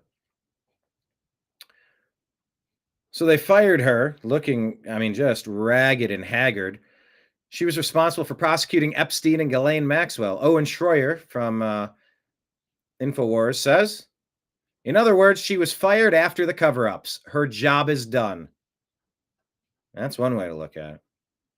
Tawanda Hall here allegedly owed $22,000 in property taxes, so her town took her $308,000 home. The politicians didn't give back any of the excess money. So, is it time to end property taxes? Perhaps. Watch that report with John Stossel, 5-minute clip there. Dustin Grage says 85 autism centers in Minnesota are now under investigation for fraudulently billing Medicaid. The program started with just $1.2 million in its first year, and now it's billing over $228 million in 24 alone. Welcome to Tim Waltz's Minnesota. Rasmussen Reports says that Arizona 2020 voters owe a debt of gratitude to the Maricopa County audit volunteers, donated thousands of hours to ensure the truth would be told. So they're reporting non-conforming ballot paper, perfect ovals, improbable sequencing of vote batches, and more. When do the arrests begin? Asking Cash, the FBI, about the focus on investigating voter fraud and political corruption. Act Blue, the rigged and stolen election of 20, arresting criminals, and they tried to do the same in 24. Rasmussen reports. Luke Radowski asks us, what if Donald Trump is being held hostage right now and forced to do these things? Do you think that's a plausible theory?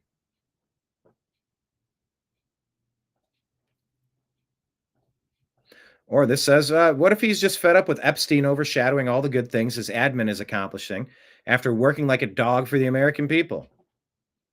He wants to accomplish more and not be burdened with replacing his AG. Maybe. Perhaps. They're saying this is Queens, New York.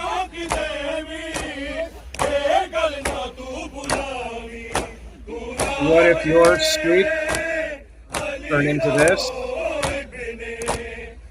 What does that make you feel?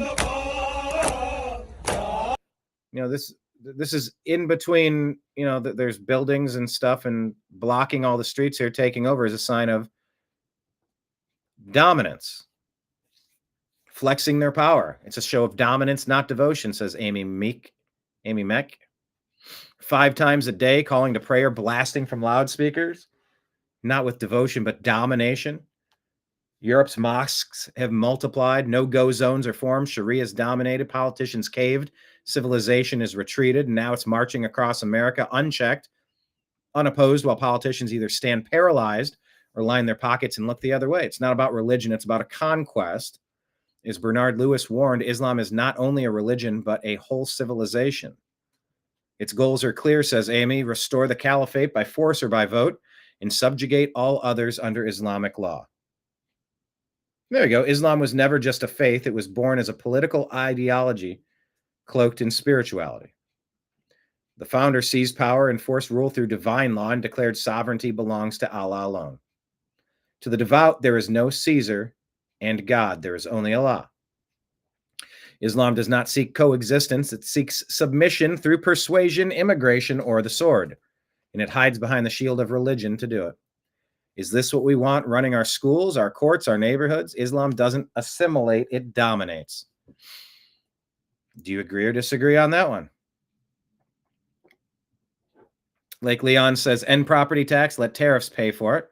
If government would quit wasting our tax dollars and sending it to other countries, yeah. They have enough money to send to other countries. You know they're stealing too much from us. Yep. Check out what Benny Boy has to say. Here is Tucker then asserting that it was actually Mossad.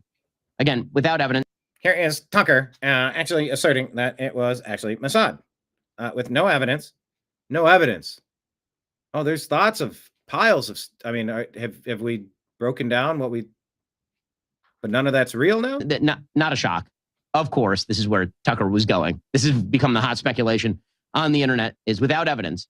You say that Mossad was running Jeffrey Epstein. When I say without evidence, I mean without evidence. Naftali Bennett, the former Israeli prime minister, said, quote, "As a former Israeli prime minister, with the Mossad having reported directly to me, I say to you with 100% certainty, the accusation that Jeffrey Epstein somehow worked for Israel or the Mossad running a blackmail ring is categorically and totally false. This accusation is a lie being peddled by prominent online personalities such as Tucker Carlson, pretending they know things they don't."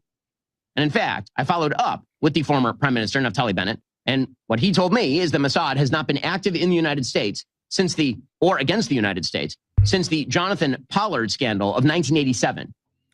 Against the United States. Huh. So you're saying, Ben Shapiro, that one of the implicated people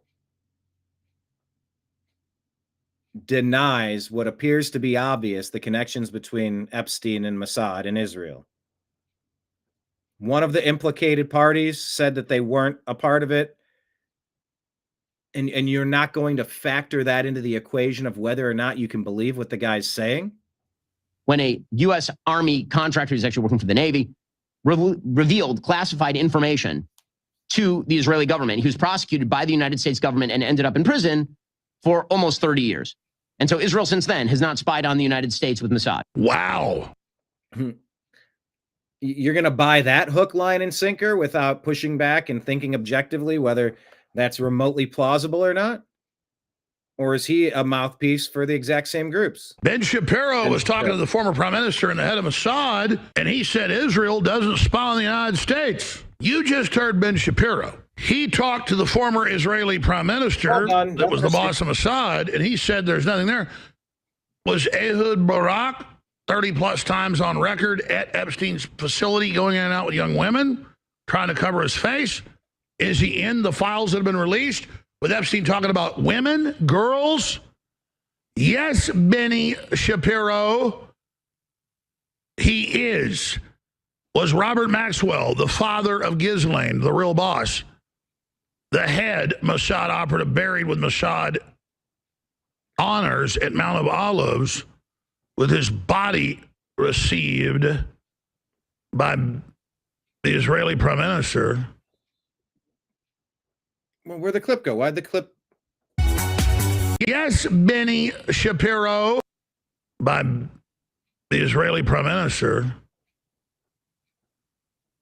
Probably not Mossad, right? Sounds like evidence. Sounds like evidence, but, you know, don't believe your lying eyes, and you can never criticize certain groups for some reason, according to some people. I don't buy into that, so I will criticize anyone. Everybody has to answer for what it is they're up to. Nobody gets free passes. Nobody. Gold Star parents, victimized nation states, everybody. What you want, Nim? You want to scratch? Am I getting the right spot, or am I missing it? Chin? Nimbus is taking over my show, as he usually does. Emerald Robinson reminds us the FBI has Seth Rich's laptop. The FBI has Huma Abedin's laptop. The FBI has Hunter Biden's laptop, and the FBI has Jeffrey Epstein's files. The FBI hid all of it from the American public. Don't forget. I'm sorry, what is Obama saying here? What? When you do go, bring a gay friend. I had a gay professor in college at a time when openly gay folks still weren't outlawed, who became one of my favorite professors. You need that to show empathy and kindness. And by the way, you need that person in your friend group, so that if you then have a boy who's gay or non-binary or what have you, they have somebody that they can go, okay, I'm not alone in this. Yeah. Right. You do go. Oh, wait, hold on. Is that Obama talking with his significant other? Okay, yeah, they appear to be in the same room. Men need gay friends. And nicknames like Bathhouse Barry as well. Browns quarterback Shadur Sanders found out about the Rainbow Terrace apartment explosion fire when he was out of town. So he didn't just send money to help. He wanted to spend his time. So he went and he said, spending money and stuff, that's easy. But you have to actually go out there and still be in the flesh. That's maybe a story for me because, you know, I don't love Shadur. I don't hate Shadur. I just want to win a Super Bowl as soon as possible. So if he's the quarterback that could help us get there, I'm rooting for him. Matt Van Swol reporting U.S. Marshals arrested 9 people in Western North Carolina for allegedly creating a massive fraud ring that stole money from vulnerable Hurricane Helene victims. The individuals allegedly stole the victims' mail, washed their checks, typed their name in on the receiver columns, and then cashed them. According to Bruncobe County Police, the operation specifically targeted the most vulnerable neighborhoods after Hurricane Helene swept through the area. Prison for life. That sounds like a fair deal to me. You're gonna go after people that have just gone through one of the most traumatic things anybody could ever go through? Oh, yeah. Oh, you better throw the books at these people. President Trump is going to sign an executive order establishing a national NIL standard for name, image, likeness stuff so athletes can make money while in college. Keep your eyes peeled there. And finally, Heartland Grump says they aren't shocked that President Trump's approval rating is rising. They're shocked that their attempts to destroy him have utterly failed. The media has completely lost control of the narrative, and they are terrified. I have more stories on the board, but you can scroll through and find them. If you're not following us on X, you need to do that because it's a cool place to be. And we talk in between our shows all the time about breaking news and such. And yes, Deb, I did watch. Oh, I think Deb had to bounce, but I did watch that clip with Anomaly. I definitely watched that. Yeah, I mean, you know, we need to remain critical of our favorite players, our favorite teams, whether that's President Trump, the Republicans, whether it's the Cleveland Browns and Shadur Sanders or Deshaun Watson. Like, we don't want to be so headbutt. Nimbus and I do the headbutts. But yeah, we have to remain critical, and not critical for critical sake. It's critical for honesty's sake. I think that's what we're getting at. So let's unpack the news together each day, and let's keep an objective, critical eye toward the stuff that we're looking at. Is it legitimate? Is it fake news? Is it edited? Is it manipulated? Is it unfair? Every day we cover stuff, and it's a mix of all that stuff. And I don't claim to have every answer imaginable. I just do claim to try to be honest with how I sift through the day's events and how I bring them to you. Keep me accountable as well. You know, follow up in the conversations on X and all the places, Rumble, YouTube. So thank you, everybody, for joining today's program. I will be back tomorrow, provided that the weather holds up. I assume it will. I heard we had like a real flash situation here with a whole bunch. Oh, there was an interesting story I wanted to cover. There was one more thing I did want to show. I'm sorry. There's one more thing. It was in my stack. I didn't get to it. I have a few more. Where's it at? Oh, I got to click the thing. Here we go. There's just so much to go through each day. I can't go through everything. At some point, I do have to. Former CIA Director John Brennan still has a lot of people at the CIA and at the Office of the Director of National Intelligence. Brian Dean Wright said, who worked under Brennan, tells Glenn Beck he never really left the deep state. The people who wrote some of the documents that targeted Trump, they're still there.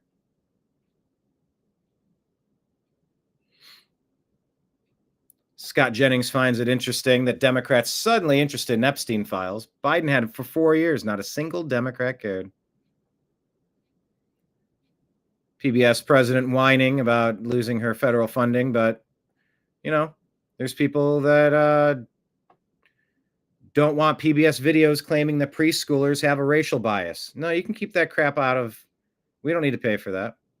PBS pushed so-called gender-affirming care for youth. No, that's called unnecessary genital mutilation. We don't need PBS pushing that. We don't need to pay for that. And they released woke anti-racist talking points to talking to children about race and racism. It's child abuse. Stop that. Should taxpayers really be funding PBS hot takes on the hidden racism of young white Americans? PBS also thought it was a good idea to cover a blueprint for the case against Trump and claim that Governor Sarah Palin ushered in post-truth political era that Trump has thrived. Give me a break, says Senator Kennedy. Taxpayers may finally be able to get out of the business of deeply weird left-wing media, and that's a good thing. So that's a win. Nimbus, how you doing? You're trying to lay on my hand over here.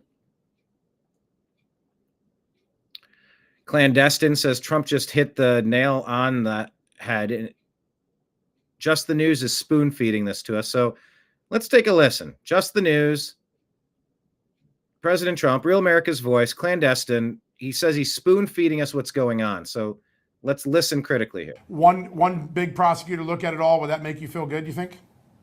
Well, I think it's in the case of Epstein. Or maybe this is to get this is to get public fervor so loud about investigating Epstein that he's going to have to bring in a special prosecutor like Matt Gaetz. And then it's on. Then it's all going to happen because he's going to expose that what Bondi, Patel, and Bongino and Trump received was fraudulent. They were setups. And then you're going to expose the deep state and take them down. Well, let's listen. And they've already looked at it, and they are looking at it. And I think all they have to do is put out anything credible. But, you know, that was run by the Biden administration for 4 years. I can imagine what they put into files, just like they did with the others. I mean, the Steele dossier was a total fake. Right. It took 2 years to figure that out for the people. And all of the things that you mentioned were fake.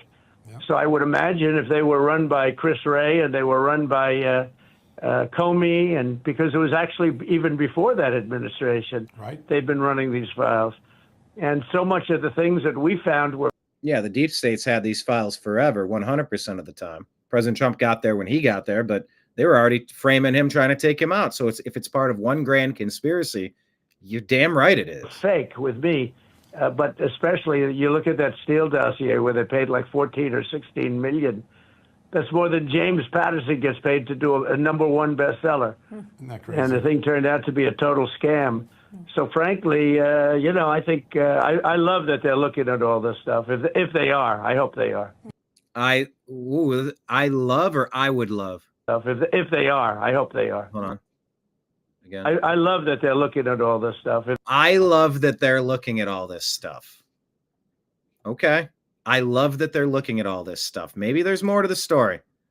So I'm going to stop freaking out about this. I'm not done. He's hinting that before he showed up in 2017 and during Biden's admin, files were doctored. He wants all the credible information out. All the I want it now attitude is fueled by the enemy. So don't turn on Trump and don't let it work on some of you. Don't fall for it. There's more that we don't understand and we have to be patient. Sounds like trust the plan stuff, though. There's a robot running down a hill, smarter, faster, shockingly human, dressed like Adam Sandler. There's Tim Burchett says if he was in charge of the DOJ, he'd fire everyone and start fresh. Make them reapply. It's too deep. The corruption's too deep. Give patriots a shot at doing what they want to do. All right, this is the story. It's hard to sneak around these days. I'll end on this one. It's hard to sneak around these days. Let me full screen this.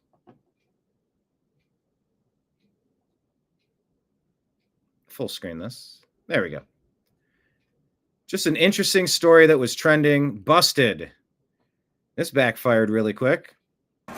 So this is at a Coldplay concert. They're going through the audience and showing people in the stands. Yeah. Oh, look at these two. All right, come on. You're okay? She covers her face, he ducks down. Either they're having an affair or they're just very shy. Either they're having an affair or they're just very shy. Well, turns out. Whoop, where'd it go? Yeah. Oh, look at these two. All right, come on. You're okay? Oh, what? Either they're having an affair or they're just very shy. I'm not quite sure. Yeah. It is hard to get away with things. Apparently, astronomer company, Andy Byron, CEO, and Kristen Cabot, Chief People Officer. What a dumb name for a title. CEO and HR are having an affair and were outed during a Coldplay concert. Wife's Facebook has already been found and people are commenting on it. I mean, it is hard to run around these days, isn't it? Not a particularly important story, but it's interesting. It's a reminder. It's not really easy to. It would be wise to assume that everything you're doing is being watched. Not that that's the type of world I want to live in. It's just kind of the reality of where we are. So just wanted to touch on that before I left. So thank you, everybody, for watching today's program.